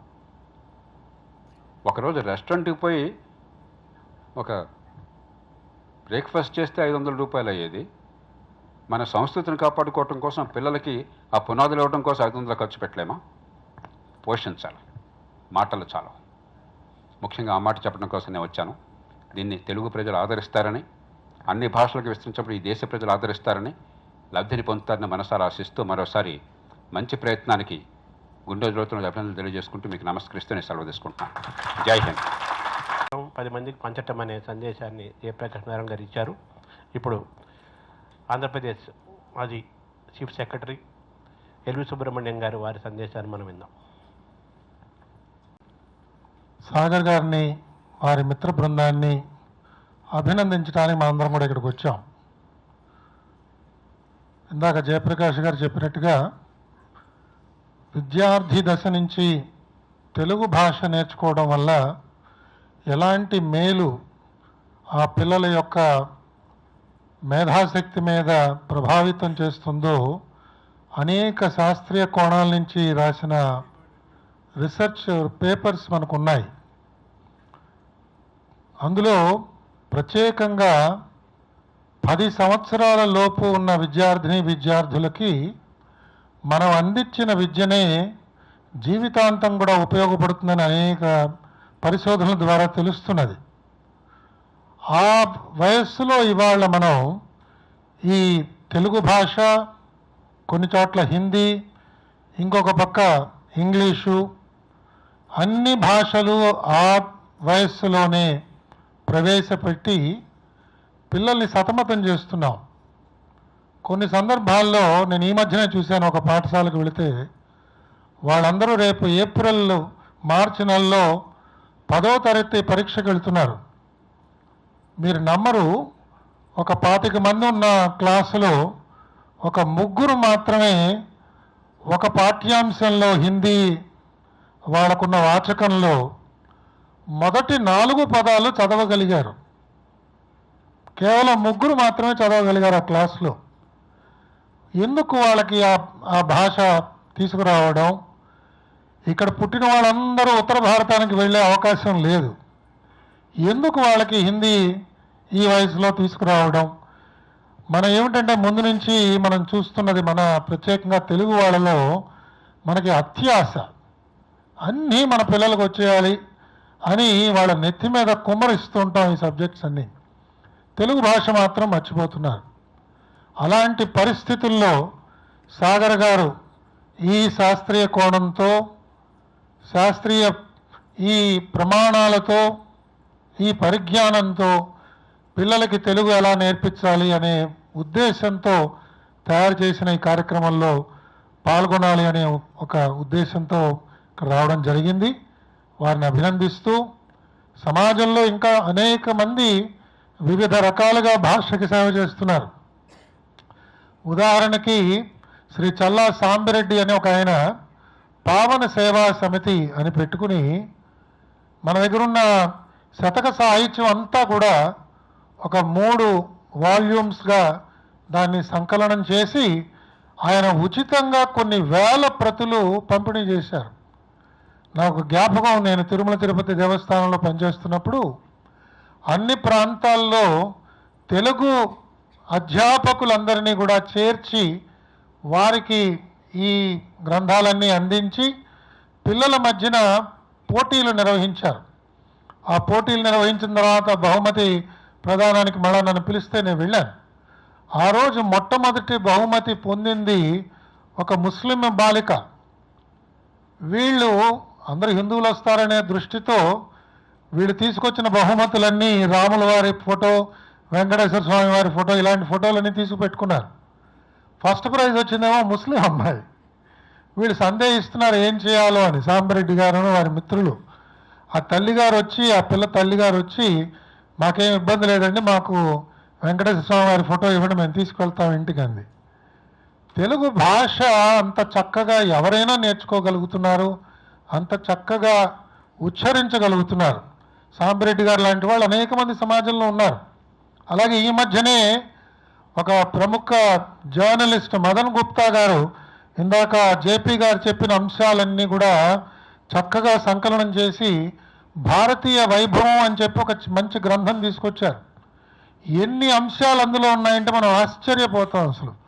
అవి తీసుకుని నేషనల్ ఇన్స్టిట్యూట్ ఆఫ్ న్యూట్రిషన్ కావచ్చు, నేషనల్ ఫిజికల్ ల్యాబొరేటరీస్ వాళ్ళు తీసుకుంటే అవి రీసెర్చ్ ప్రాజెక్ట్స్ కింద వాటిని వాళ్ళు తయారు చేసి ఇంకా మున్ముందు పిల్లల చేత పరిశోధనలు చేయించవచ్చు. అలాగే మన వేదంలో, మన ఉపనిషత్తుల్లో ఉన్న అనేక వాక్యాలకి నానార్థాలు తెలియట్లేదు. శాస్త్రీయ కోణం నుంచి అంతకంటే ఎవరు చూడట్లేదు. ఒకానొక పెద్ద మనిషి ఆ ఉపనిషత్తులో ఉన్న వాక్యాలు కొన్ని తీసి జాగ్రత్తగా పరిశీలన చేసి తయారు చేసిన ఒక పదార్థం డిఆర్డిఓ వాళ్ళకి అందించగా, ఆ పదార్థాన్ని భారతీయ విమానాల మీద జల్లితే అది విదేశీయుల రాడార్లో విమానం కనిపించట్లేదు. అంత అద్భుత శక్తి ఆయన ఆవిష్కరించగలిగారు. కాబట్టి మన సంస్కృతి, మన వాంగ్మయంలో ఎలాంటి విషయాలు ఉన్నాయో మనకి ఎవరికీ తెలియటం లేదు. మనందరం కూడా ఏదో చదివేశాం, Jack and Jill went up the hill చదువుకుంటూ పెరిగిపోయాం. ఇవాళ మనం ఎవరినైనా మనని కనబడి ఏమయ్యా నీకు భాష రాదుట కదా, ఇది లేదు అది తెలియదంటే చిన్నపోతాం అని చెప్పి కొన్నిసార్లు ఇలాంటి సభలకు కూడా కొంతమంది దూరం అవుతున్నారు. ఎందుకంటే ఈ విషయాలు ఏవి చదవట్లేదు. కనీసం రిటైర్మెంట్ తర్వాత నాలాగైనా చదివితే బాగుంటుంది. మనం తప్పకుండా ఇలాంటి సాగర్ గారు లాంటి వారి యొక్క ప్రయత్నాల్ని మనందరం కూడా సమర్థిద్దాం, అందరికీ చేరవేద్దాం. ఇందాక జేపీ గారు చెప్పినట్టుగా కనీసమైన ఆర్థిక వెసులుబాటు ఇలాంటి వాటికి కలగడానికి మనందరం కూడా దోహదపడదాం. స్వామి వివేకానంద చెప్పినట్టుగా సామాన్య మానవుడు కేవలం 2% మాత్రమే మేధాశక్తి వినియోగిస్తున్నాడు జీవితకాలంలో అని ఆయన చెప్పారు. కేవలం 2% మాత్రమే. అందుకే స్వామి వివేకానంద మీ అందరికీ తెలుసు, ఆయన ఏకసంతాగ్రాహి. ఆయన గ్రంథాలయంలో పుస్తకం తీసుకుని ఒకసారి తిరగేసి గ్రంథాలయంలో మళ్ళా వెనక్కి ఇచ్చారట. ఇచ్చిన ఆయన లైబ్రరీని అడిగాడు, ఏమో చదివేశావా అన్నాడు. చదివేశాను అన్నాడు. ఆయన తీసి ప్రశ్నలు వేస్తే సమాధానం చెప్పగలిగాడట. ఒకసారి చూసి ఆయన గ్రహించగలిగాడు. అంత అద్భుతమైన మేధాశక్తి మనందరికీ ఉండి దాన్ని వినియోగించుకోలేకపోతున్నందుకు మనందరం దుఃఖిస్తూ కాలయాపన చేయకుండా ఇలాంటి వాటిల్లోకి మన పిల్లల్ని ప్రవేశపెట్టగలిగితే తప్పకుండా ప్రయోజకులవుతారు. భవిష్యత్ తరాలందరికీ కూడా ఒక జీవితంలో ఎలా ఉపశమనం పొందాలి, ఒక చక్కని సంగీతం వినడానికి, చక్కని సాహిత్య విషయాల్ని తెలుసుకుంటూ జీవితంలో ఎదురవుతున్న ఇబ్బందులకి కష్టాలకి ఎదురవ్వడానికి కనీసంగా ధైర్యం ఏర్పాటు చేసుకోవడానికి స్వయం ప్రతిపత్తి కలగడానికి మన మాతృభాష ఎంతగానైనా దోహదపడుతుంది. కాబట్టి మనందరం కూడా సాగర్ గారు లాంటి వారి యొక్క ఈ అద్భుతమైన సృష్టిని మనందరం కూడా ఆమోదిస్తూ వారిని వెన్నంటి సహాయపడదామని అందరికీ పిలిపిస్తూ నాకు ఈ అవకాశం ఇచ్చినందుకు వారికి వేదిక మీద ఉన్న పెద్దలందరికీ నా కృతజ్ఞతలు తెలుపుతూ సెలవు తీసుకుంటున్నాను. స్వస్తి. ఉంచోటానికి కాదు, కనీసం దూరం నుంచి వారిని చూడడానికి కానీ ఏ అవకాశము లేని ఒక సామాన్యమైన చిన్న ఎంఏ చదువుకున్న అమ్మాయిని మాత్రమే నేను. అనుకోకుండా సోషల్ మీడియా వల్ల వీరందరి పక్కన కూర్చుని వారితో పాటు ఈ స్టేజ్ మీద మాట్లాడే ఒక అవకాశాన్ని పొందాను. పూర్తిగా సోషల్ మీడియాకే ఈ క్రెడిట్ ఇచ్చేయాలండి. All credit goes to Suman TV కూడా. దానివల్లే ఇవాళ నేను ఇక్కడ నుంచున్నాను. అయితే మహాభారతం, భాగవతం, రామాయణం, ముందుగా చెప్పవలసినటువంటి ఆదికావ్యం రామాయణం గురించి ఏదైనా ఒక ప్రయత్నం చేద్దాము అన్నమాట నేను కూడా అనుకుంటూ ఉండేదాన్ని, కానీ నాకు అది క్రియారూపం దాల్చలేకపోయింది. అయితే చాగంటి ప్రసాద్ గారు మాకు ఒక స్నేహితులు, వారు ఒకసారి ఈ విషయం చెప్పి నాకు లిపి యాప్ని నా ఫోన్లో డౌన్లోడ్ చేయించారు. మీరు ఏదైనా చూడండి, రోజు ఒక 10 నిమిషాలు, ఇప్పుడు ఇందాక విన్న మాటే నేను ఆ రోజు విన్నా. చిన్నపిల్లల ఆటలాగా అనిపించిందండి నాకు. కానీ 2-3 రోజులు ఆడిన తర్వాత నాకు తెలిసింది, నాకేం పెద్దగా తెలీదు, ఇందులో చాలా ఎక్కువ విషయం ఉందని అర్థమైంది. భారతము, రామాయణము అందరం తెలుసుకుంటూనే ఉంటాం ఎంతో కొంత. పైగా ఇటీవల ఏంటంటే ఈ 25-30 సంవత్సరాల్లో ప్రవచనకర్తల వల్ల యువత కూడా రామాయణ, భారత, భాగవతాల మీద ఎంతో కొంత అవగాహన కలిగే ఉంటుంది. పెద్దవారు శ్రీయుతులు ప్రాతస్మరణీయులు చాగంటి కోటేశ్వరరావు గారు, తర్వాత గరికపాటి నరసింహారావు గారు, అలాంటి పెద్దలతో పాటు ఏమనాలంటే యువ ప్రవచనకర్త అనాలి కేసీ గారిని. వీరి వల్ల చాలామందికి భారతం మీద, రామాయణం మీద చాలా అవగాహన ఏర్పడుతుంది. ప్రఖ్యాతమైన విషయం ఏంటంటే, ప్రధానమైనది కేసీ గారు మిమ్మల్ని చాలా అభినందించాలండి. మా దగ్గర ఉన్న కెమెరామెన్ అందరూ, మేడం మీరు కేసీ గారి లాగా చెప్పటలేదండి అంటున్నారు నన్ను. నిజంగా అంటే అంత బాగా చాలా వివరంగా మైన్యూట్ వివరాలు కూడా పేర్లతో సహా ఇవాల్టి యువకులకి తెలిసే అవకాశం మనకి లభించింది. కానీ భాష మీద పట్టుండే అవకాశం బొత్తిగా లేదు. ఎందుకంటే మాట్లాడేవాళ్ళు, ఇప్పుడు మేమైనా మాట్లాడుతుంటే ఇంగ్లీష్ వచ్చేస్తూ ఉంటుంది. పెద్దవారు కాబట్టి జయప్రకాష్ గారు కానీ లేకపోతే సుబ్రహ్మణ్యం గారు కానీ చక్కగా ఎక్కువగా తెలుగు వచ్చేలా మాట్లాడారు. కానీ ఆ రకమైన ఇంగితము అవి ఈనాడు మాట్లాడే వ్యక్తులు ఎవరికి ఉండటం లేదు. భాషని మనం పట్టుకోవాలి అంటే ఏదో ఒక ప్రయత్నం చేయాలని సాగర్ గారు భావించటము, వారు ఇలాంటి పెద్ద ప్రయత్నాన్ని తెలుగు జాతికి అంకితం చేసినట్లుగా ఇంత చక్కగా నలుగురు ముందు ఇక్కడ మన దేశంలో, మన హైదరాబాద్లోనే ఈ యాప్ లాంచ్ చేయాలని అనుకోవటం కానీ చాలా అభినందించాల్సిన విషయం. దీనికి సాగర్ గారిని నేను ఇప్పుడే కలుస్తున్నాను, ఇంతకుముందు కలవలేదు. అప్పుడు నిజానికి మహాభారతం యాప్ని నేను ప్రమోట్ చేయవలసింది కూడా, నాకు అవకాశం ఇవ్వలేదు మీరు. అప్పుడు నేను ఇంకో రకంగా మాట్లాడి ఉండేదాన్ని. అయితే ఇది మహాభారతం యాప్లోనండి కొన్ని జతపరచు అలాంటివి కొన్ని పాయింట్లు ఉన్నాయి. దుర్యోధనుడి కుమార్తె గబుక్కున ఎవరైనా చెప్తారండి? పెద్దవాళ్ళు కూడా మనకి తెలుసు కూడా జ్ఞాపకం రాదు. దుర్యోధనుడి భార్య, మహాభారతం తెలుసు మనకి, కానీ దుర్యోధనుడి భార్య అంటే దుర్యోధనుడే గుర్తొస్తాడు, గాంధారి సూతుడు కాబట్టి. భానుమతి గారు, అదిగో పెద్దవారికి తెలుస్తుంది, యంగ్స్టర్స్కి తెలిసే అవకాశం లేదు. ఇంకొక పాయింట్ ఉందండి ఇక్కడ, తెలియడం కాదు, మనకి తెలిసి కూడా ఇప్పుడు నాకు తెలుసు, నాకు వెంటనే జ్ఞాపకం రాలా. ఈ జ్ఞాపకం రాకపోవటం అనేది ప్రధానమైన విషయం. మనం అందరం బ్రెయిన్ ఫాగ్లో పడి కొట్టుకుపోతున్నాం. మన మెదళ్ళని అదే 2% కాదు, ఇంకా తక్కువ, ఒక చుక్క పెట్టి 10 సున్నాలు పెట్టి ఆ తర్వాత 2 పెడితే ఎంత వాడచ్చో అంతే వాడుతున్నాం మనం. ఎందుకంటే ఈ బ్లూ లైట్స్కి ఎక్కువ అట్రాక్ట్, ఈ టీవీకి, ఫోన్కి ఎక్కువగా వాట్లల్లో ఉండటం వల్ల ఏంటంటే బ్రెయిన్ పనిచేయటం మానేస్తుంది. మన చిన్నప్పుడు పదకేళి, పద విన్యాసం అలాంటివి బాగా వచ్చేవి, ఏవో చేస్తూ ఉండేవాళ్ళం, కొంచెం బ్రెయిన్ యాక్టివ్గా ఉండేది. స్కూళ్ళల్లో కూడా ప్రశ్నలు ఉండేవి, ఇప్పుడు అలాంటివి ఏం లేవు. లేకపోవడంతో ఏంటంటే బ్రెయిన్ వాడడం మానేస్తాం. దానివల్లే మనకు వచ్చేటువంటి ఆల్జైమర్స్, డిమెన్షియా లాంటి సమస్యలు ఎక్కువగా 40 years 40 ఏళ్లకే వచ్చేస్తాయి. ఇప్పుడు ఆడవాళ్ళు ఏం చెప్తారంటే మేనోపాజ్ వల్ల డిమెన్షియా రావచ్చు అని ఒక డాక్టర్ గారు చెప్తే ఇక అదే పాయింట్ చెప్తున్నారనమాట. నాకు కూడా కొంచెం డిమెన్షియా, అన్నిటికీ నేను మర్చిపోతున్నానంటారు, నాకు డిమెన్షియా వచ్చే అవకాశం ఉంది, ఎందుకంటే 40 ఏళ్ళు వచ్చినాయి, మేనోపాజ్ వస్తుంది, అది సహజమైన విషయాలు కదా. అయితే మనం గనక ఇలాంటి యాప్ ఏదైనా ఒకటి వాడుతూ ఉంటే దాంట్లోంచి బయటకు వస్తాం. ఒక 15 రోజుల పాటు మహాభారతం లిపి యాప్ అని వాడాక నాలో చేంజ్ నాకు చాలా కనపడిందండి. నేను పేర్లకి తడుముకునేదాన్ని, మామూలుగా కథలు చెప్పేటప్పుడు నేను చాలా కథలు చెప్తా, అన్ని పేర్లు జ్ఞాపకం ఉంటాయి, కానీ కొన్నిటికి కొంచెం అంటూ ఉంటే కెమెరా ఆపేస్తారు. ఎలాగూ రికార్డెడ్ ప్రోగ్రామ్ కదా, నేనేం తడుముకుంటున్నానో ప్రజలకు తెలీదు, నేను అనర్గళంగా చెప్పేస్తున్నాను అనుకుంటారు. అంత కాదు, జ్ఞాపకం రావటం లేదు అలా తెలుస్తుంది అనమాట. కానీ యాప్ వాడడం మొదలుపెట్టిన తర్వాత, అంటే లిపి గేమింగ్, నేను మహాభారతం ఒక్క కథ కూడా చదవలేదండి, నన్ను క్షమించాలి పెద్దవారు, ఎందుకంటే నేను ఇదే చేస్తూ వచ్చా. రోజు జతపరచడము, అవి ఇవి కూడుతూ ఉండటము, అక్కడి నుంచి 10 ఒక అక్షరం ఇచ్చి మిగిలిన అక్షరాలని జతపరచడం, కొత్త పదాలు తయారు చేయటం, అది చాలా ఉపయోగపడింది. ఒక 15 రోజుల తర్వాత నేను తడుకోవట్లేదని నాకు అర్థమైంది. అంటే నా బ్రెయిన్ యాక్టివ్ కావడానికి లిపి యాప్ చాలా సహాయం చేసింది. ఇప్పుడు నాకు ఒక్కదానికే చేస్తే ఎట్లా అని నేను ఒక 5-6 స్నేహితులను కూడా ఇందులోకి దింపాను నేను. తర్వాత మీరెంత చేశారు, నేను ఎంత చేశాను, ఏం చేశారు అని మాట్లాడుకోవటం కూడా మొదలుపెట్టాం. ఇది కూడా బాగానే ఉంది. కిట్టి పార్టీలో పిచ్చి సంగతులు చెప్పుకునే బదులు కొంచెం చక్కగా ఇవి మాట్లాడుకోవచ్చు కదా. నేను ఒక 5-6 స్టూడెంట్స్ని కూడా దీంట్లో ఇన్వాల్వ్ చేశాను, అది కూడా బాగా వెళ్ళింది. అంతకుముందు ఏ సినిమా యాక్టర్గా పెళ్ళెప్పుడు, వాళ్ళు ఏ దేశంలో పెళ్లి చేసుకున్నారు, పెళ్ళికి వాళ్ళు ఎక్కడ షాపింగ్ చేశారు, వాటి మీద కూడా ప్రజలు మాట్లాడుకుంటూ ఉండేవాళ్ళు.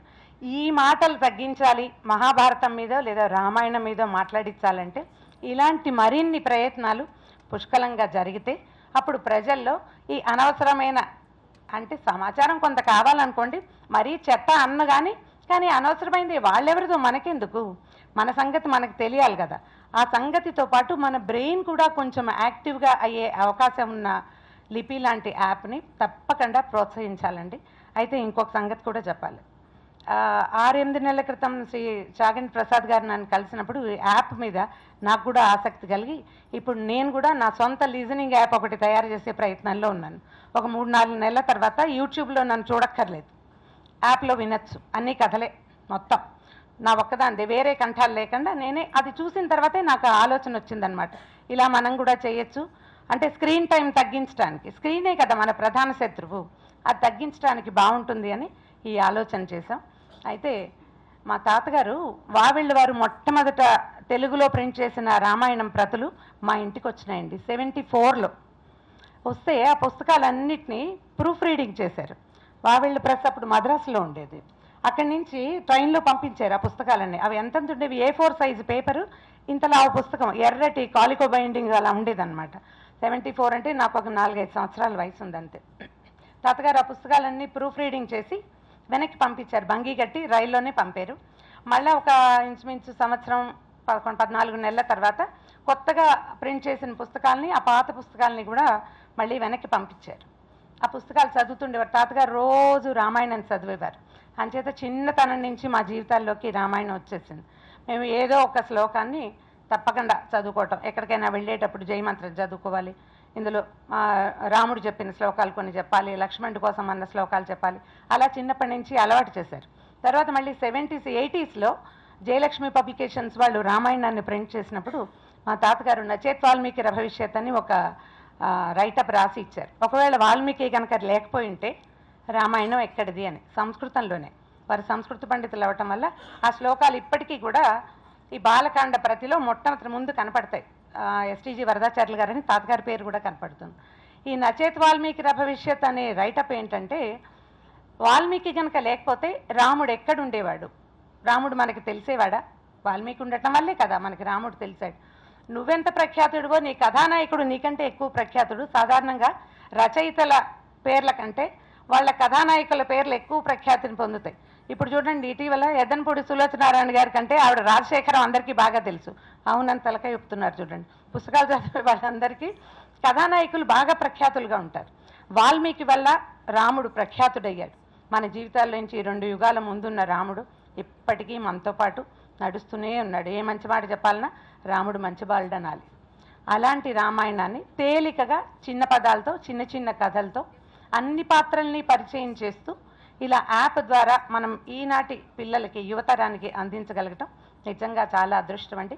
ఇలాంటి అద్భుతమైన క్రియని విత్ ఏమనాలంటే బ్రెయిన్ని కొంచెం ముందుకు తీసుకెళ్లే ఒక ప్రక్రియని కూడా జోడించి ప్రజలకు అందించే ప్రయత్నం చేసిన సాగర్ అన్సింగరాజు గారికి అనేక అభినందనలు.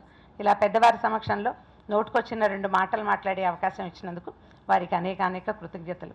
వారికి నన్ను పరిచయం చేసిన చాగంటి ప్రసాద్ గారికి, వారి శ్రీమతి నా శిష్యురాలు చాగంటి రోహిణి గారికి, ఇద్దరికీ కూడా చాలా కృతజ్ఞతలు. Thank you very much. దేవీం సరస్వతీం వ్యాసం తతో జయముదీరయేత్. మహాభారతానికి ఇంకొక పేరు జయ. సో మహాభారతాన్ని పూర్తిగా చదవలేని వాళ్ళు 8800 శ్లోకాలు చదివితే మనకు ధర్మం అర్థమవుతుంది. దాని తర్వాత 24,000 శ్లోకాలు భారతం, అంటే పాండవుల జీవితాన్ని తెలుసుకుంటే మనకు భారతం అర్థమవుతుంది. తాత్వికంగా ధర్మార్థ కామ మోక్షములు ఎలా దొరకాలి, ఒక మనిషి ధర్మాన్ని ఎలా పట్టుకోవాలి, ఆ ధర్మాన్ని అర్థం చేసుకున్న వ్యక్తి అర్థకామములు ధర్మాన్ని పట్టుకొని ఉండాలి. అదే మన భారతీయ సంస్కృతి. సనాతనం అంటే ఇక్కడ దేవుడు కాదు ప్రధానం, ధర్మాన్ని అర్థకామములు పట్టుకుంటే మనిషి మోక్షం చేరుతాడనేది ఒక సందేశాన్ని వ్యాసుడు ఇచ్చాడు మనకి. అలాంటిది నాకు, అంటే వీళ్ళందరికంటే నేను వయసులో చాలా చిన్నవాడిని. మా గురువు గారు నేను ఎక్కువ శాతం బాంబే, ఢిల్లీలో పెరిగాను నేను. సో కాలేజు, స్కూల్ అయిపోయిన తర్వాత సంధ్యావందనాది ఇవన్నీ క్రియలు నేర్పించడానికి నన్ను దగ్గరే చెంబూరు, ఆ ఢిల్లీలో ఆర్కేపురం ఇలాంటి మఠాలకు పంపించేవాళ్ళు. అక్కడ నేర్చుకోవాలి, లేకపోతే కంప్లీట్ వెస్టర్నైజ్డ్ పర్సన్ అయిపోతారు అని మా తండ్రి గారు వాళ్ళు. నాకు ప్రేరణ ఎలా కలిగింది అసలు మహాభారతం అంటే, ఎప్పుడైనా ఒక మోడర్న్ స్కూల్లో మనం సివిలైజేషన్స్ గురించి మాట్లాడతాం. ఏమని? గ్రీక్ సివిలైజేషన్ అంటాం, రోమన్ సివిలైజేషన్ అంటాం. హిందూయిజంకి వచ్చేసరికి అది మిథాలజీ అంటాం. అదొక మిత్, అంటే జరుగుండొచ్చు, జరగకపోయి ఉండొచ్చు. అలాగని చూసుకుంటే మనం ఓల్డ్ టెస్ట్మెంట్లో మోసెస్ సీని క్రాస్ చేసింది కూడా అది అద్భుతంగా ఉంటుంది. అది ఆయన ఒక దండం పెడితే సీ 2 భాగాలుగా ఆయన రెడ్ సీ క్రాస్ అవుతాడు. అది మిత్ కాదు వాళ్ళకి, అది సివిలైజేషన్, అది ఒక హిస్టరీ వాళ్ళకి.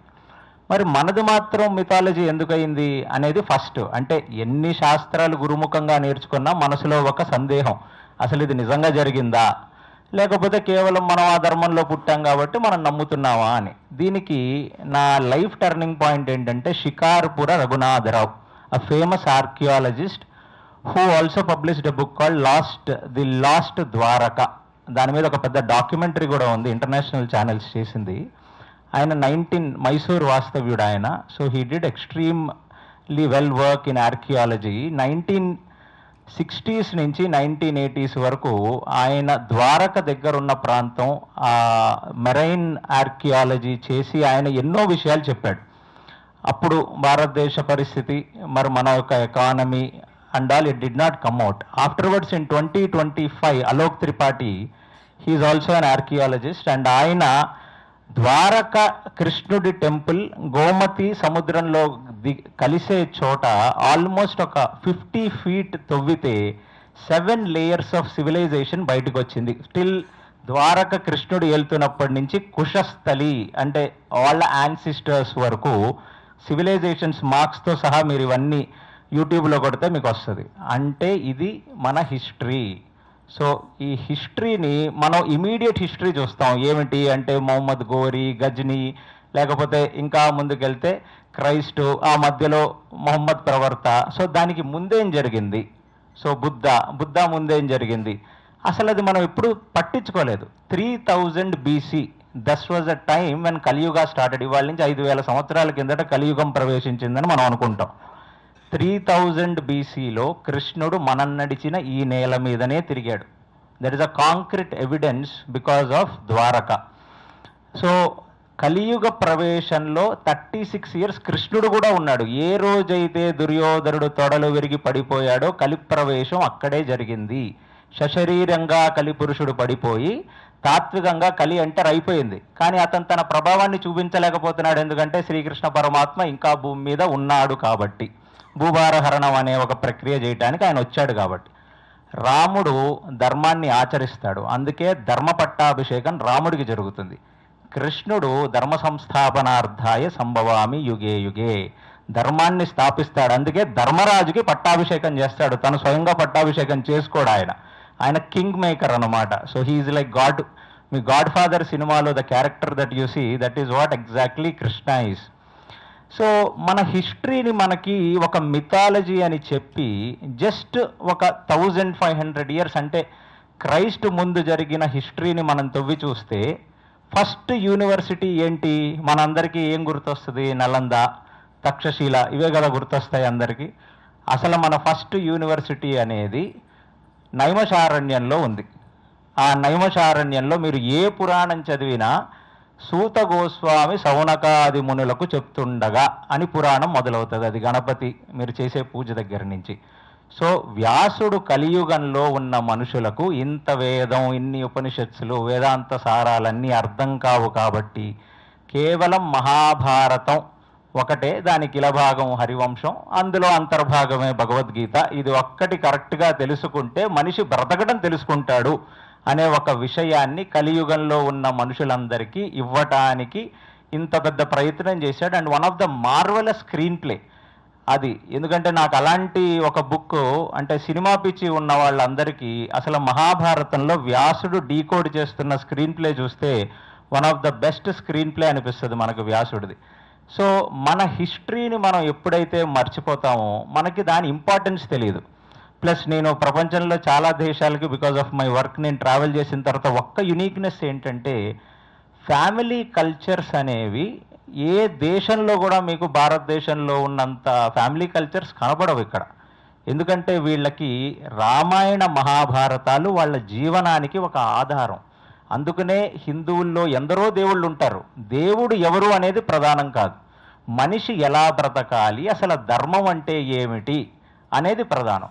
మళ్ళీ ధర్మం అనేది పొద్దున ఒక ధర్మం, మధ్యాహ్నం ఒక ధర్మం, రాత్రి ఒక ధర్మం, గృహస్థకు ఒక ధర్మం, బ్రహ్మచారికి ఒక ధర్మం, ఉపాధ్యాయుడికి ఒక ధర్మం, విద్యార్థికి ఒక ధర్మం. ధర్మం మారుతూ ఉంటుంది, సత్యం మాత్రమే మారదు. అలాంటి ధర్మాచరణ అనేది ఒక మనిషి నేర్చుకుంటే మన జీవితాల్లో ఎన్నో రకాల మార్పులు జరుగుతాయి. ఒక చిన్న ఉదాహరణ మీకు ఎలాగా అంటే, గామావిశ్యచ భూతాని ధారయామ్యహమౌజస పుష్ణామి ఔషధీ సర్వాహ సోమో భూత్వ రసాత్మక. 15వ అధ్యాయంలో భగవద్గీత శ్లోకం. ఏమని చెప్తున్నాడు కృష్ణుడు? నేను ఈ ప్రకృతిలో భూమి లోపల ప్రవేశించి ఓజస్సును పెంచుతాను. అలా మనం తినే ప్రతి వెజిటబుల్లో, ఫ్రూటో ఔషధీ గుణములను పెంచుతానంటే టేస్ట్ని ఇస్తానని చెప్తున్నాడు. ఇవాళ మనం ఈ సూర్యకిరణాలు లేకుండా ఈ ఇజ్రాయెల్ టెక్నాలజీ ద్వారా మనం ఫ్రూట్స్, మన వెజిటబుల్స్ అంతా కూడా ఏమంటారు దాన్ని, సో దాంట్లో పెంచుతాం. వాటిలో టేస్ట్ ఏది ఉండదు. సో మనకి ఇప్పటికీ సైన్స్కి తెలియదు, ఫోటోసింథసిస్ వల్ల మాత్రమే ఒక వెజిటబుల్, ఒక ప్లాంట్ గ్రో అవుతుందని మనం అనుకుంటాం. కానీ భగవద్గీతలో కృష్ణుడు చెప్తున్నాడు, కేవలం చంద్రుడి యొక్క స్పర్శ, చంద్రకిరణ స్పర్శ చేతనే మీరు తినే బీరకాయకి, మీరు తినే సొరకాయకి ఆ టేస్ట్ వస్తుంది. సో అలాంటిది మనం మన హిస్టరీని ఎప్పుడైతే మర్చిపోతామో అప్పుడు ఆ దేశంలో మిగతా కల్చర్ అనేది డిట్యూరేట్ అయిపోతూ ఉంటుంది. ఈ కుటుంబ వ్యవస్థ కూడా గడిచిన 10-20 ఇయర్స్లోనే డిటీరియరేట్ అవుతూ వస్తుంది. ఇలాంటి కుటుంబ వ్యవస్థ మనకి ఏ దేశంలోనూ కనపడదు. అంత స్ట్రాంగ్ పునాదిగా మనకి మన పూర్వీకులు, మన ఋషులైన వ్యాసుడు, వాల్మీకి ఇట్లాంటి వాళ్ళందరూ ఇచ్చారు. సో మోడర్న్ పీపుల్కి మహాభారత రామాయణాల వల్ల పర్సనాలిటీ డెవలప్మెంట్ అది ఎంతగానో ఉపయోగపడుతుంది. అందరికంటే ముందు ఏంటంటే సనాతన రిసర్జెన్స్ అనేది జరుగుతుంది. ఈ 2015 తర్వాత చాలా స్టేట్స్లో చాలామంది చాలా రకాల వీడియోలు చేసి మళ్ళీ మన యొక్క వైభవాన్ని బయటికి తీసుకొచ్చే ప్రయత్నం చేస్తున్నారు. సో భారతదేశానికి I feel there is a golden age where we will understand our shastras very well and try to implement it for our own well being. So అలాంటి ఒక ప్రయత్నంగా నాకు మహాభారతం అనేది when I wanted to speak Mahabharatam, దానికి almost ఒక 4-5 books నేను తీసుకొని దాంట్లో రకరకాల ఏఐ టూల్స్ వాడాను. అసలు ఇది ఓపెన్గా మీకు చెప్పాలి, because I come from an IT background. So Copilot, Gemini, ChatGPT ఇలాంటివి అన్నీ చాలా విగరస్లీ వాడి దాన్ని కన్సాలిడేటెడ్ వర్షన్ తీసుకురావడానికి చాలా కష్టపడేవాడిని. ఐ కంగ్రాచులేట్ సాగర్ గారు, బికాజ్ వ్యాస హృదయాన్ని చాలా తేలిగ్గా ఒక యాప్ రూపంలో తీసుకొచ్చారు. But he would have also done a lot of research. ఆయనే ఒక ఏఐ సంస్థ పెట్టి కాలిఫోర్నియాలో, he is also from IT field. ఇవాళ అసలు ఒక వ్యక్తి లిపి యాప్స్లోకి వెళ్తే చాలా తేలిగ్గా ఒక్కొక్క క్యారెక్టర్ ఈజీగా అర్థం చేసుకోగలడు. ఇవాళ మనందరిలో చాలా మందికి డౌట్, కర్ణుడు మంచివాడా చెడ్డవాడా, గాంధారి శాపం నిజంగా ఫలించిందా ఫలించలేదా, భీముడు తిండిపోతా జ్ఞానవంతుడా, ఇలాంటివి ఎంతగానో రీసెర్చ్ చేసి తెలుసుకోవాల్సింది లిపి యాప్లో one of the most authentic source of Mahabharatam నాకైతే కనపడింది. నేను చాలా చాలా లెవెల్స్లో దాన్ని స్క్రూటినైజ్ చేసి వ్యాలిడేట్ చేశాను and I'm highly impressed with this research. So రాబోయే తరాలకి next generation I feel there is a bright age. There was one developing age, baby boomers. అంటే నా తల్లిదండ్రులందరూ కూడా 60s 70sలో పెరిగిన వాళ్ళకి దీని ఇంపార్టెన్స్ అంత తెలియదు. ఎందుకంటే భారతదేశం ఎకానమీ, ఎవ్రీ ఇండస్ట్రియల్ రెవల్యూషన్ టైంలో పుట్టిన ప్రతివాడు ఈజ్ అ బేబీ బూమర్. అది మన దేశంలో 1960s 70sలో వచ్చింది. Now it is a golden time. It is a time where we invest on our culture, we invest on our heritage and we invest on Mahabharata Ramayanas for our life transformation. Thank you so much Sagar and Singaraju garu for doing this marvellous work. Hare Krishna. ఆంధ్రజ్యోతిలోనూ ఈనాడులోనూ వచ్చేవి జ్యోతిలో. చూసిన తర్వాత ఆయన అసలు నాకు పరిచయం లేదు, ఎవరో తెలియదు. కాకపోతే చిన్నప్పుడు నాన్న పిచ్చి కొట్టి చదువుకోమనేవాడు. ఈ చదువుకోమంటాడంటే బాబు ఈయనకి పని పాట లేదు, ఇంకేదైనా పని చేసుకోరా అనొచ్చు కదా, చదువుకోమని కొడతాడు ఏమిటి అనుకునేవాళ్ళం తెలియక. ఆ తర్వాత ఆ చదువుకునేది పాపం పెద్దవాడు నాన్న చెప్పిన తర్వాత అలవాటైపోయి చదవటం మొదలుపెట్టిన తర్వాత ఇదిగో అలాంటి ప్రముఖులు చెప్పినటువంటివి చదివేవాడిని. చదువుతున్నప్పుడు తెలియకుండానే బోల్డ్ అండ్ డౌట్స్. ఆ డౌట్స్ ఎవరిని అడగాలో తెలియదు, మళ్ళీ ఆయన్ని అడుగుదామంటే ఆయన ఎవరో తెలియదు. ఇప్పుడు పేపర్లో ఎవరో ఒక వ్యాసం రాస్తారు, ఆ వ్యాసం మనం చదువుకుంటాం, అబ్బా బాగుందని చెప్పడానికి ఆయన ఎవరో తెలియదు, ఆయన ఫోన్ నెంబర్ తెలియదు. అదొక పెద్ద ప్రాబ్లం. సరే ఏదో మొత్తానికి కనుక్కునేమో ఏదో రకంగా ఆయన రాసినటువంటి వ్యాసాలని చదువుకున్న తర్వాత దీన్ని ఏమంటారంటే నేరము తప్తలోహమును నిలిచి అనామకమై నశించు, ఆ నేరమే ముత్యమట్లు భాషించు అంటాడు. కాబట్టి నీటి చుక్క తన అవతారాలు రకరకాలుగా పొందుతుంది. అలాగే మనం మహానుభావులతో, గొప్ప గొప్ప మేధావులతో, పండితులతో మనం సంభాషించినప్పుడు ఎంతో కొంత ఎక్కడో అక్కడ కొంత మనలో ఉన్నటువంటి అజ్ఞానం నశిస్తుంది. జ్ఞానం వికసిస్తుందని చెప్పలేను, ఉంటే కదా జ్ఞానం వికసించడానికి. బికాస్ జ్ఞానం ఒకటే రకంగా ఉంటుంది, అజ్ఞానం అనేక రకాలుగా ఉంటుంది.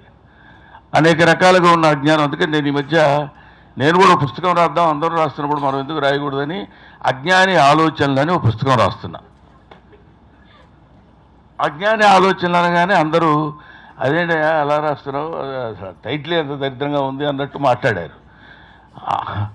జ్ఞానులకే కాదు ఆలోచనలు, అజ్ఞానులకు కూడా ఉంటాయి పాపం. వాళ్ళ గురించి ఎవడు పట్టించుకుంటాడు? మొట్టమొదటిసారి నా దగ్గరికి సాగర్ గారు, నా మిత్రుడు శర్మ గారితో కలిసి వచ్చారు. వచ్చి మేము ఇట్లా యాప్ తయారు చేస్తున్నామండి అని నాకు చెప్పారు. అది బహుశా 2-3 సంవత్సరాలు అవుతుందండి, మీరు సన్నగా ఉన్నప్పుడు. వచ్చారు నా దగ్గరికి. వచ్చినప్పుడు మనం మాట్లాడుతూ ఆ విషయం మాట్లాడుతున్నప్పుడు నేను అన్నాను, ఏమండి నేను ముందు ఈ స్టేజ్ మీద మాట్లాడేటప్పుడే ఒక చిన్న విషయం తమరికి మనవి చేశాను. నేను ఇక్కడ మాట్లాడటానికి డిస్క్వాలిఫైడ్ అని. ఎందుకంటున్నానంటే మనం మాట్లాడేది, మనం చేసేటువంటి ప్రతి కార్యక్రమం how it will be useful to the society, మన వాళ్ళకి, మనతో ఉన్నటువంటి వాళ్ళకి మనం ఎలా ఉపయోగపడగలం అనేటువంటి విషయం మీద. ఇంకా ఇప్పుడు మిత్రుడు అనకూడదేమో, మన వయసులో చాలా చిన్నవాడండి అన్నాడు, అందువల్ల సుపుత్రుడు అనొచ్చు, సరే కుమార సమానుడు, పుత్ర సమానుడు అనుకుందాం. ఆయన ఇక్కడ this is not the age, I think. అది ఎలా అంటే అతను చెప్పినట్టు ఎంతో చాలామంది highest people in India are not educated. మనందరికీ తెలుసు ఆ విషయం. వీళ్ళందరినీ తెలిసి వాళ్ళని ఎడ్యుకేట్ చేయడానికి చాలామంది మనవాళ్ళు అనేది ఏంటంటే ఇప్పుడు ఎవడు వింటలేదండి చెప్తుంటే. తెలుగు మీద ఎవరికి ఇంట్రెస్ట్ లేదు, ఎవడు చెప్పింది వింటలేదు అని ఇది ఒక స్లోగన్ అయిపోయింది. అది కరెక్ట్ కాదేమో అనిపిస్తుంది నాకు. మనం చెప్తే వాళ్ళు వింటం లేదని నెపం వాళ్ళ మీద తోయటం ఎందుకండి? వాళ్ళు వినేటట్టు మనం చెప్పడం లేదని మనం అనుకుంటే ఎంత బాగుంటుంది. వాళ్ళు వినే స్టాండర్డ్లో మనం చెప్పలేకపోతున్నాం అనుకోవాలి. వాళ్ళని మనము ఇన్స్పైర్ చేసి చెప్పి అబ్బా ఇది మనం వినాలరా అనేటువంటి దాన్ని. ఇప్పుడు ఇంతసేపటికి నేను చాలా సభలకి నేను వెళుతుంటా. ఎందుకు వెళ్తానంటే మాట్లాడటానికంటే వినటానికి వెళుతుంటాను నేను. ఇవాళ ఇందాక అదే మా అబ్బాయితో అన్నాను, చైతన్యతో ఏమన్నానంటే నేను నిన్ను వినటానికి వచ్చానయ్యా అన్నాను. చాలా అనర్గళంగా అన్ని వాటి మీద చాలా లాజికల్గా మాట్లాడతాడంటే తెలుసుకుందామని. ఎందుకంటే చాలా లాజిక్స్ నాకు అర్థమై చావట్లా. ఇందాక మీరు అన్నారు ఇప్పుడు రాముడు తర్వాత ఇప్పుడు వైష్ణవుడు, ఆయన ఎవరు, శివుడు వైష్ణవుడు, శివుడు విష్ణువు ఒకటే అనే భావన కదా మనకు మొదటి నుంచి చెప్పింది. కిమస్తిమాలాం కిం కౌస్తుభంగా కిం కాలకూట విష కిం యశోదస్తర్య. తిక్కన సమయాదంతటి మహాపండితుడు స్వామివారి దగ్గరికి వెళ్ళి నమస్కరించుకుంటే ఎవరికి నమస్కారం చేయాలి? శివుడికే విష్ణుమూర్తికే? ఎందుకంటే వాళ్ళిద్దరి రూపం అందులో కనిపిస్తుందని. ఇవాళ ఆయన వేరు ఈయన వేరని కొట్టుకునేటువంటి స్థితి ఏర్పడింది. అందువల్ల ఇద్దరూ కలిసి చక్కగా తోడుకునే సమయంలో మళ్ళీ దాన్ని విడగొట్టడానికి ప్రయత్నం చేయడం అనేది అదో రకమైన కొంచెం ఇబ్బందికరమైన స్థితిని ఇవాళ మనం అనుభవిస్తున్నాం. కాబట్టి మనం తెలుసుకోవాల్సినటువంటి విషయం ఏంటంటే ఇక్కడ మన పాండిత్యం తెలియపరచడం కంటే మనకి తెలిసిన అంతో ఇంతో పాండిత్యం వాళ్ళకి ఎలా ఉపయోగపడాలి, ముఖ్యంగా యంగ్స్టర్స్కి ఎలా ఉపయోగపడాలి. ఎందుకంటే ఈ బ్రహ్మానందం చాలా నాలెడ్జ్ తెలుసుకున్నాడు, వీడికి తెలిసిన నాలెడ్జ్ వాడికి ఏదో చెప్పాడు, వీళ్ళు కలిసి తెలుసుకున్నారు. సాయంత్రానికి వాళ్ళు భోజనం పెడితే తినేసి చేతులు కడుకు చాలా బాగున్నాయి ఫుడ్ అని చెప్పి వెళ్ళిపోవడం కాదు కదండి కావాల్సింది. మన జీవితాన్ని ఎంతో కొంత మనం దేశానికి ఎలా ఉపయోగపడగలుగుతున్నాం అనేది పెద్ద దేశానికి దేశ సేవ చేయడానికి అంతటి శక్తి మనకి లేకపోయినా మనం తెలుసుకోవాల్సినటువంటి విషయం ఏంటంటే మనకు తెలిసిన విషయాన్ని వాడికి తెలిసే విధంగా చెప్పి ఇది కరెక్టు అని చెప్పకుండా ఏది కరెక్టో అతనికి వదిలేయాలి. అది మనం చెయ్యం. ఎంతసేపటికి అక్కడికి వెళ్ళగానే ఒక పోతనామాచుడి గురించి చెప్పడం, ఆయన అంత అద్భుతమైనటువంటి వ్యక్తి, ఆయన ఎంత గొప్పవాడు అని ఇతనికి తెలిసిన పద్యాలన్నీ ఆయన దగ్గర, ఆయన కవిత్వంలో చదివినటువంటి రచించినటువంటి పద్యాలన్నీ మనకు తెలిసి ఉండడం వల్ల అవన్నీ మనం అద్భుతంగా చదివి వినిపించి చూడబ్బా ఎంత గొప్పవాడయ్యా, ఇతని దగ్గర ఎంత నాలెడ్జ్ ఉంది అని అనిపించుకోవడం కోసం ప్రయత్నం చేయొద్దని మహామహులైనటువంటి పండితులకి విద్యావేత్తలకి నా హృదయపూర్వకమైన విన్నపం. అది కాదు మనకు కావాల్సింది, వాడికి తెలియాలి.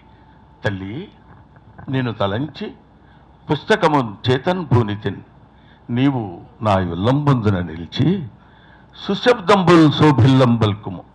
ఇష్టం వచ్చినట్టు వాగటం కాకుండా సుశబ్దంబుల్ శోభిల్లంబల్కుము, మంచి మాటలు శోభిల్లే విధంగా, ఆహా ఎంత గొప్పగా మాట్లాడుతున్నాడయ్యా అనే విధంగా శోభిల్లంబల్కుము నాదు వాక్కునను సంప్రీతిని, ప్రేమతో తల్లి జగన్మోహిని, పుల్లాబ్జాక్షి, సరస్వతి, భగవతి, పూర్ణేందు బింబానన అంటాడు. ఎంత వినయం, అంతటి మహానుభావుడు. సరస్వతి స్తన్యాన్ని యథావిధిగా కోరినటువంటి సాహిత్యపు వాళ్ళలో, అంటే సాహిత్యపు శిఖరాగ్రంలో ఉన్నటువంటి మహనీయుడు బొమ్మెర పోతనామాచ్యుడు. ఆయన చెప్పినటువంటి మాటలు, ఆయన చెప్పిన పద్యాలు, ఆ పద్యాల్లో ఉన్నటువంటి విరుపులు, ఇవన్నీ మనకి తెలిసినట్టు చెప్పడం కాదు, నాకు ఇవన్నీ తెలుసండి మీకు చెప్పడం కాకుండా, అందులో ఉన్నటువంటి స్వారస్యాన్ని అందంగా చిన్నపిల్లలకి వాళ్ళకి అర్థమయ్యే విధంగా చెప్పగలిగితే, ఓహో ఇది కదా బొమ్మెర పోతన చెప్పాడు మనకి అని మంచి.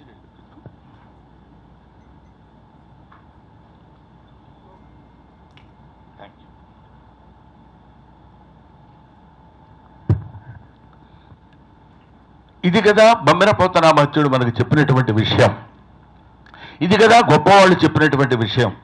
ఎన్నో ఎన్నో ఎన్నో ఎన్నో పద్యాలు ఉన్నాయి. ఎంత అందంగా చెప్పాడండి. ఎవ్వని చేజనించు జగం ఎవ్వని ఎందుండు, ఇందు పరమేశ్వరుడెవ్వడు, మూల కారణం ఎవడు, అనాది మధ్యలేడెవ్వడు, సర్వము తానైన వాడెవడు, అంతటితో ఆగల వాని ఆత్మభవు ఈశ్వరునే శరణంబు వేడదన్. ఈశ్వరుడు అంటే మెళ్ళో పాములు వేసుకొని తిరిగే బ్యాచ్ అని కాదు. ఈశ్వర శబ్దానికి విశ్వనాథానికి ఉన్న తేడా ఉంటుంది. విశ్వనాథుడు వేరు, విశ్వనాదం వేరు. ఇందాక ఆయన చెప్పారు, ఇది విశ్వనాదం అంటే ఓంకార శబ్దం విశ్వనాదం. విశ్వానికి నాథుడైన వాడు విశ్వనాథుడు. అలాగా అత్యద్భుతమైనటువంటి సాహిత్యాన్ని ఎంత, అందుకని నేను ఎక్కువసేపు మాట్లాడకుండా నేను చెప్పేది ఈ రామాయణం కానీ, భారతం కానీ, ఇంకొకటి కానీ that should be useful to the youngsters. మనం తెలుసుకుని ప్రయోజనం ఉందండి. బాగుంది, బాగుంది అని అందరు చప్పట్లు కొట్టుకుని ఎటోళ్ళు అటు వెళ్ళిపోవటం కాకుండా, అదే ఆ రోజు నేను సాగర్ గారికి చెప్పాను, ఇది అందరికీ అందుబాటులో ఉండే విధంగా చేయండి దయచేసి, ఇది నా మనవి. అందరికీ అందుబాటులో ఉండగా చేయాలంటే వాళ్ళని మనం అసలు వాళ్ళని ఎందుకు చదవాలండి? తెలుగు సాహిత్యం తెలుగు సాహిత్యం గొప్పదైతే చదవాలా? అందరూ ఈ మధ్య మరి ఇంకో దరిద్రమైన తయారైందంటే, ఐఎమ్ సారీ టు సే, అంటే ఆ పదాన్ని వాడటానికి కొంచెం ఇబ్బందికరంగా ఉండేది ఏమిటంటే, సాహిత్యంలో సరస్వతిదే ఒకటే. తెలుగు సరస్వతి, సంస్కృత సరస్వతి, ఆంగ్ల సరస్వతి, బెంగాలీ సరస్వతి, భోజ్పురి సరస్వతి అని ఉండదు. ఓసీ సరస్వతి, బీసీ సరస్వతి, దళిత సరస్వతి అని సరస్వతుల్లో తేడాలు ఉండవు. మనం వాటిని విభజించుకున్నటువంటి మన ఆలోచన దౌర్భాగ్యపు విలువలను బట్టి ఆ సరస్వతీదేవి మారుతుంది అని నా ఆలోచన. కాబట్టి అందుకని అసలు ఎందుకు చదవాలి అనుకునే వాడికి నేను చెప్పేటువంటి ఒకే ఒక్క విషయం చెప్పి ముగించేస్తాను. మన పిల్లలందరూ, మన తర్వాత వాళ్ళందరూ ఎందుకు చదవాలంటే, పొద్దునే లేచి దినసరి కార్యక్రమాలు, దైనందిన కార్యక్రమాలు పూర్తి చేసుకుని, ఎవరి సహాయంతోనో ఊరు చివరున్నటువంటి తాటి చెట్ల దగ్గరికి వెళ్ళి, అందులో కొన్ని తాటి చెట్లను మాత్రమే ఎంచుకుని ఆ తాటి ఆకుల్ని తీసుకొచ్చి వాటిని క్రమమైన పద్ధతిలో కత్తిరించి, ఉడికించి, ఎండబెట్టి,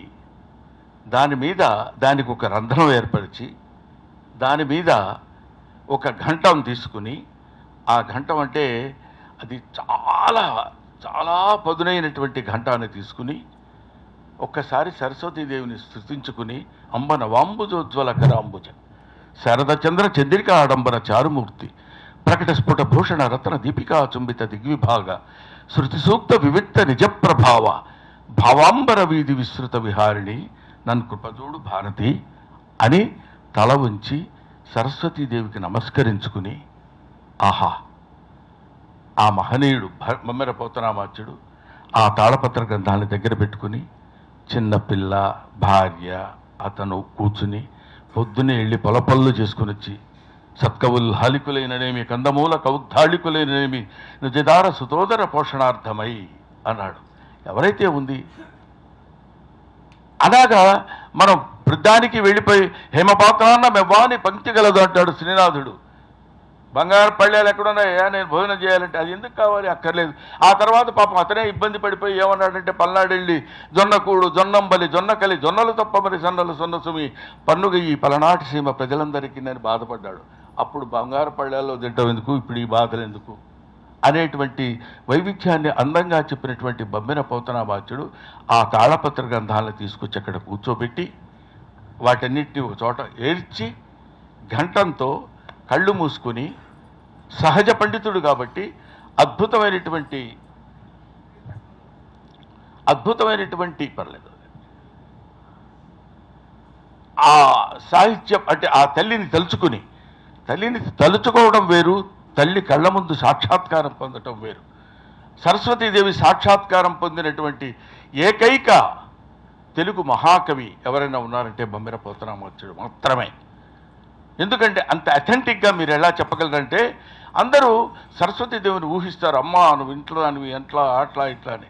కానీ కాటుక కంటి నీరు చనుకట్టు పయింబడ ఏల ఏడ్చెదో, కాటుక కంటి నీరు చనుకట్టు పయింబడ ఏల ఏడ్చెదో, దైత్యమర్థని గాదిలి కోడల మదంబ హటక గర్భురాణి నిన్నాకటికి కొనిపోయి అల్ల కర్ణాటక కిరాత కీచకుల కమ్మన్ నన్ను త్రిశుద్ధిగా నమ్మము భారతి అని బాధపడతాడు. అలా సరస్వతీదేవిని తన కళ్ళ ముందు సాక్షాత్కరింపజేసుకుని సరస్వతీదేవిని ఎవడో ఎక్కడికో తీసుకెళ్ళి అమ్ముతున్నారన్న బాధని తనలో తాను దిగమింగుకొని చెప్పినటువంటి మహాకవి ఆయన. ఆ తాళపత్ర గ్రంథాలన్నీ తీసుకుని ఒక్కొక్క అక్షరానికి కొన్ని చుక్కలు పెట్టుకుంటూ మా రాయాలనుకోండి, మా ఎంతసేపు అలాగా ప్రతి ప్రాస యతి గణ నియమాలన్నింటినీ పాటిస్తూ ఒక్కొక్క పద్యానికి, అందుకే జాషువా అంటాడు ఒక్కొక్క పద్యమునకు ఒక్కొక్క నెత్తురు బొట్టు మేనిలో తక్కువగా రచించి కులీనుడైన రాజు కరణిని మృషల్ వల్కునే అంటాడు. కాబట్టి అలాంటి పరిస్థితి వచ్చినప్పుడు అట్లాంటి ఒక్కొక్క పద్యానికి ఎంతసేపు సమయాన్ని వెచ్చించి తన జీవిత కాలంలో ఎన్నో వందల వేల లక్షల పద్యాల్ని రచించి వినయంతో పలికెడిది భాగవతమట పరిగించాడు వాడు రామభద్రుండట నే పలికిన భవహరమగునట పలికెద వేరుండు కాద పలుకగనేలా అని చెప్పినటువంటి మహనీయుడు ఆయన. అటువంటి వాడు ఆయన రాసిన వాటిలో ఎన్ని శ్లేషలు, ఎన్ని గొప్పతనాలు, ఇవన్నీ మన పిల్లలకి చెప్పగలగాలి. ఇంకా నేను చెప్పాలనుకున్నటువంటి మ్యాటర్ పూర్తవల అలా రచించినటువంటి కొన్ని లక్షల వేల పద్యాల్ని జాతికి, మనల్ని నమ్ముకున్నటువంటి భవిష్యత్ జాతికి ఆయన అంకితం చేయడం కోసం ఒకడు భారతాన్ని, ఒకళ్ళు రామాయణాన్ని రచిస్తే, భాగవతాన్ని రచిస్తే వాళ్ళ మీద ప్రేమతో మనం ఆ పుస్తకాలు చదవక్కర్లా, వాళ్ళ మీద మన గౌరవంతో ఆ పుస్తకాలు చదవక్కర్లా, వాళ్ళ మీద మనకు పూజ్యభావంతో ఆ పుస్తకాలు చదవాలని నేను చెప్పటం లేదు. కనీసం మనకు ఒకప్పుడు సాహిత్యపు ఆహారాన్ని అందించినటువంటి మహనీయులకి మీద జాలితో, అబ్బా పాపం ఆ రోజుల్లో ఎంతో కష్టపడి మనకి చేశారు కదా అని అనేటువంటి భావంతో అయినా సరే ఆ పుస్తకాలు తెరవండి, ఆ పుస్తకాల్లో ఉన్న పదాలు చూడండి, వాటిలో ఉన్నటువంటి మాధుర్యాన్ని ఆనందించండి, ఆస్వాదించండి అని చెప్పటం. ఇది ఎందుకు చెప్తున్నానంటే ఇతర కర్మ ఫలాన్ని యాదుర్చయే శిరసిలికి సానిసయే చితురానన అరసికేశు కవిత్వ నివేదనం శిరసి మాలిక మాలిక మాలిక అని చెప్పాడు. కాబట్టి అవతల వాడికి మనం చెప్పేటప్పుడు వినేవాడు కూడా సరైన ఒకటి ఉండాలి.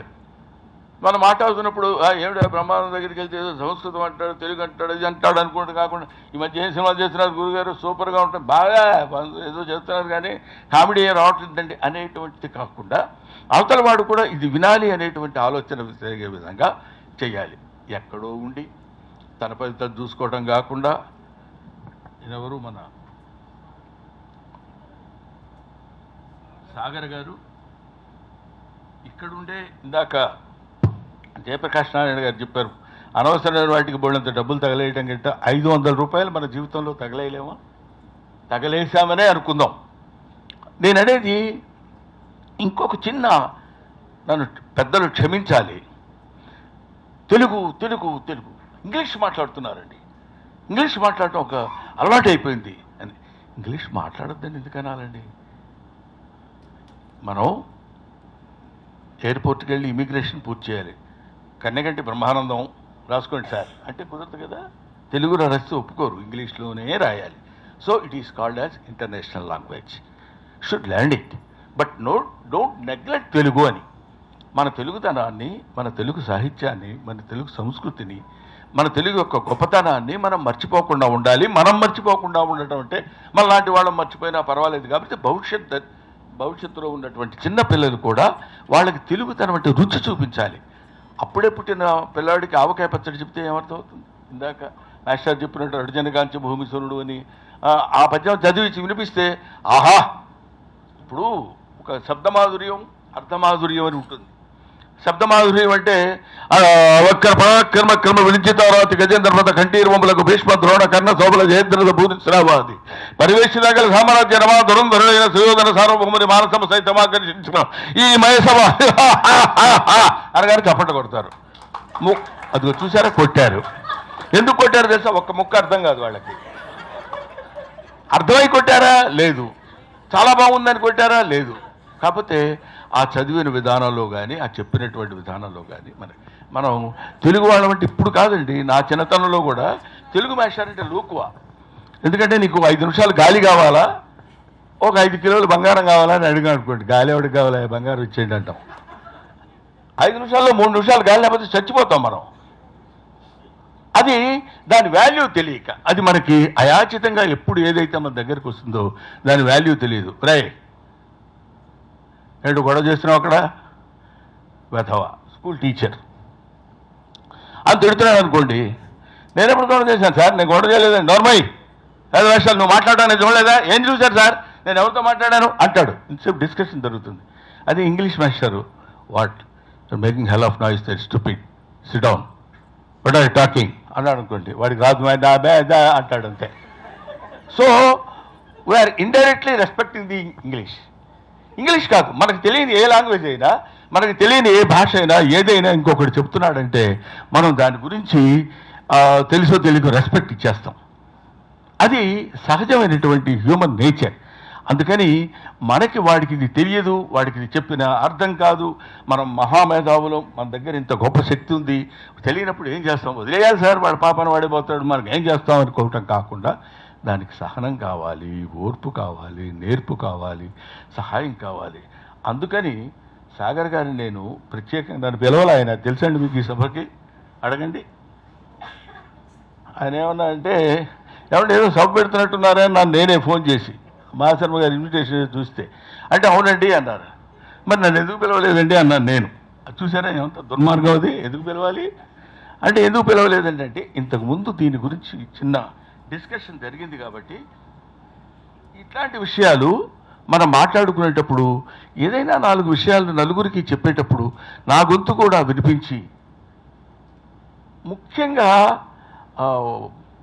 జయప్రకాష్ నారాయణ గారు ఇప్పుడున్న వాళ్ళల్లో వేదిక మీద రాగానే తన పాండిత్యాన్ని విప్పదించి చెప్పడానికి ప్రయత్నం చేస్తాడు తప్ప, ఈయనకింత తెలుసా అని అనిపించుకోవడానికి ప్రయత్నం చేస్తారు తప్ప, అలా కాకుండా వాళ్ళకి అర్థమయ్యేటట్టు ఎట్లా చెప్తే ఇది వీడికి ఈజీగా అర్థమవుతుంది. అప్పుడే పుట్టిన బిడ్డకు ఆవకాయ పెట్టంగా వాడికి కావాల్సిందేదో, వాడికి కావాల్సిన పద్ధతిలో, వాడికి కావాల్సిన సాహిత్యాన్ని మనం వినిపించేటువంటి స్థితిని అదే మీ రామాయణ, భారత, భాగవతాల ద్వారా మీరు అద్భుతంగా చెప్పగలిగినప్పుడు that will be useful to the youngsters. ఎందుకంటే యంగ్స్టర్స్ వల్లే కదా వాళ్ళకి మంచి ఆలోచనలు రాగలిగితే, దాన్ని ఏమంటారు, మంచి పొద్దునే లేచి సూర్య నమస్కారాలు చేస్తే మంచి ఆరోగ్యం వస్తుంది, మంచి ఆరోగ్యం వస్తే మంచి ఆలోచనలు వస్తాయి, మంచి ఆలోచనలు వస్తే మంచి పనులు చేస్తాం, మంచి పనులు చేస్తే మంచి రిజల్ట్ వస్తుంది, మంచి రిజల్ట్ వస్తే భగవంతుడు అనేవాడు ఇందాక జయప్రకాష్ నారాయణ గారు చెప్పినప్పుడు ఉన్నాడో లేదో మనకు తెలియదు. ఎందుకంటే మీరు ఉన్నారని కూడా మీరు అనుకోండి, మనకి మధ్య ఎందుకులే గొడవలు అనుకునే వాళ్ళ సంగతి అది పక్కన పెట్టేస్తే, నిజంగా దేవుడు అనేవాడు ఉంటే నేను పుట్టించినటువంటి ఈ జీవి ఇంత మంచి పనులు చేసి ఇంత మంచి ఫలితాలను ఇస్తున్నాడు కాబట్టి వీడికి మోక్షాన్ని ఇవ్వచ్చని ఆయన అనుకుంటాడు. అందుకని అంతకంటే మోక్షం అనేటువంటిది నాకు తెలిసి పెద్ద నాకు తెలిసిన చెప్పాను కదండి అజ్ఞాని కాబట్టి ఇది మేమంతా కన్నప్ప బ్యాచ్ గురువుగారు. ఏమి పెద్ద చదువుకుని ఏ వేదము పఠించలు తమ జగంబే శాస్త్రములు చూచాను తా నైవిద్యాభ్యసనము రచ్చకరి చెంచు ఏమంతరం ఊహించాను మాకేమి చదువులు రావు నీ పాద సంసేవన ఆసక్తియేగాక. అలానే నాస్తికులమా కాదు, నీ కాళ్ళు పట్టుకునే ఉంటాం, నీ దగ్గరే తిరుగుతుంటాం, నీకు కావాల్సినవే చేస్తుంటాం. కాబట్టి మాకు కూడా జ్ఞానాన్ని ప్రసాదించే విధంగా, మాకు కూడా అందరికీ అర్థమయ్యే విధంగా మమ్మల్ని దీవించి మా తర్వాతి తరం వాళ్ళకు కూడా తెలుగు భాష మీద, తెలుగు భాష యొక్క పట్టు మీద సౌందర్యాన్ని నెరవేర్చాలి, తెలియపరచాలని, రామాయణ భారత భాగవతాలు తెలుసుకోవాలని, అందులో ఉన్నటువంటి మాధుర్యాన్ని తెలుసుకోవాలని, కావలసినటువంటి విషయాల్ని సమగ్రంగా కాకపోయినా సంక్షిప్తంగా అయినా సరే తెలుసుకుని వాళ్ళ యొక్క జీవన విధానాన్ని కొనసాగించాలని మనస్ఫూర్తిగా నేను కోరుకుంటున్నాను. సరస్వతీదేవి ఒక్కతే, చదువుకున్న వాళ్ళు మాత్రం చాలామంది. Thank you very much.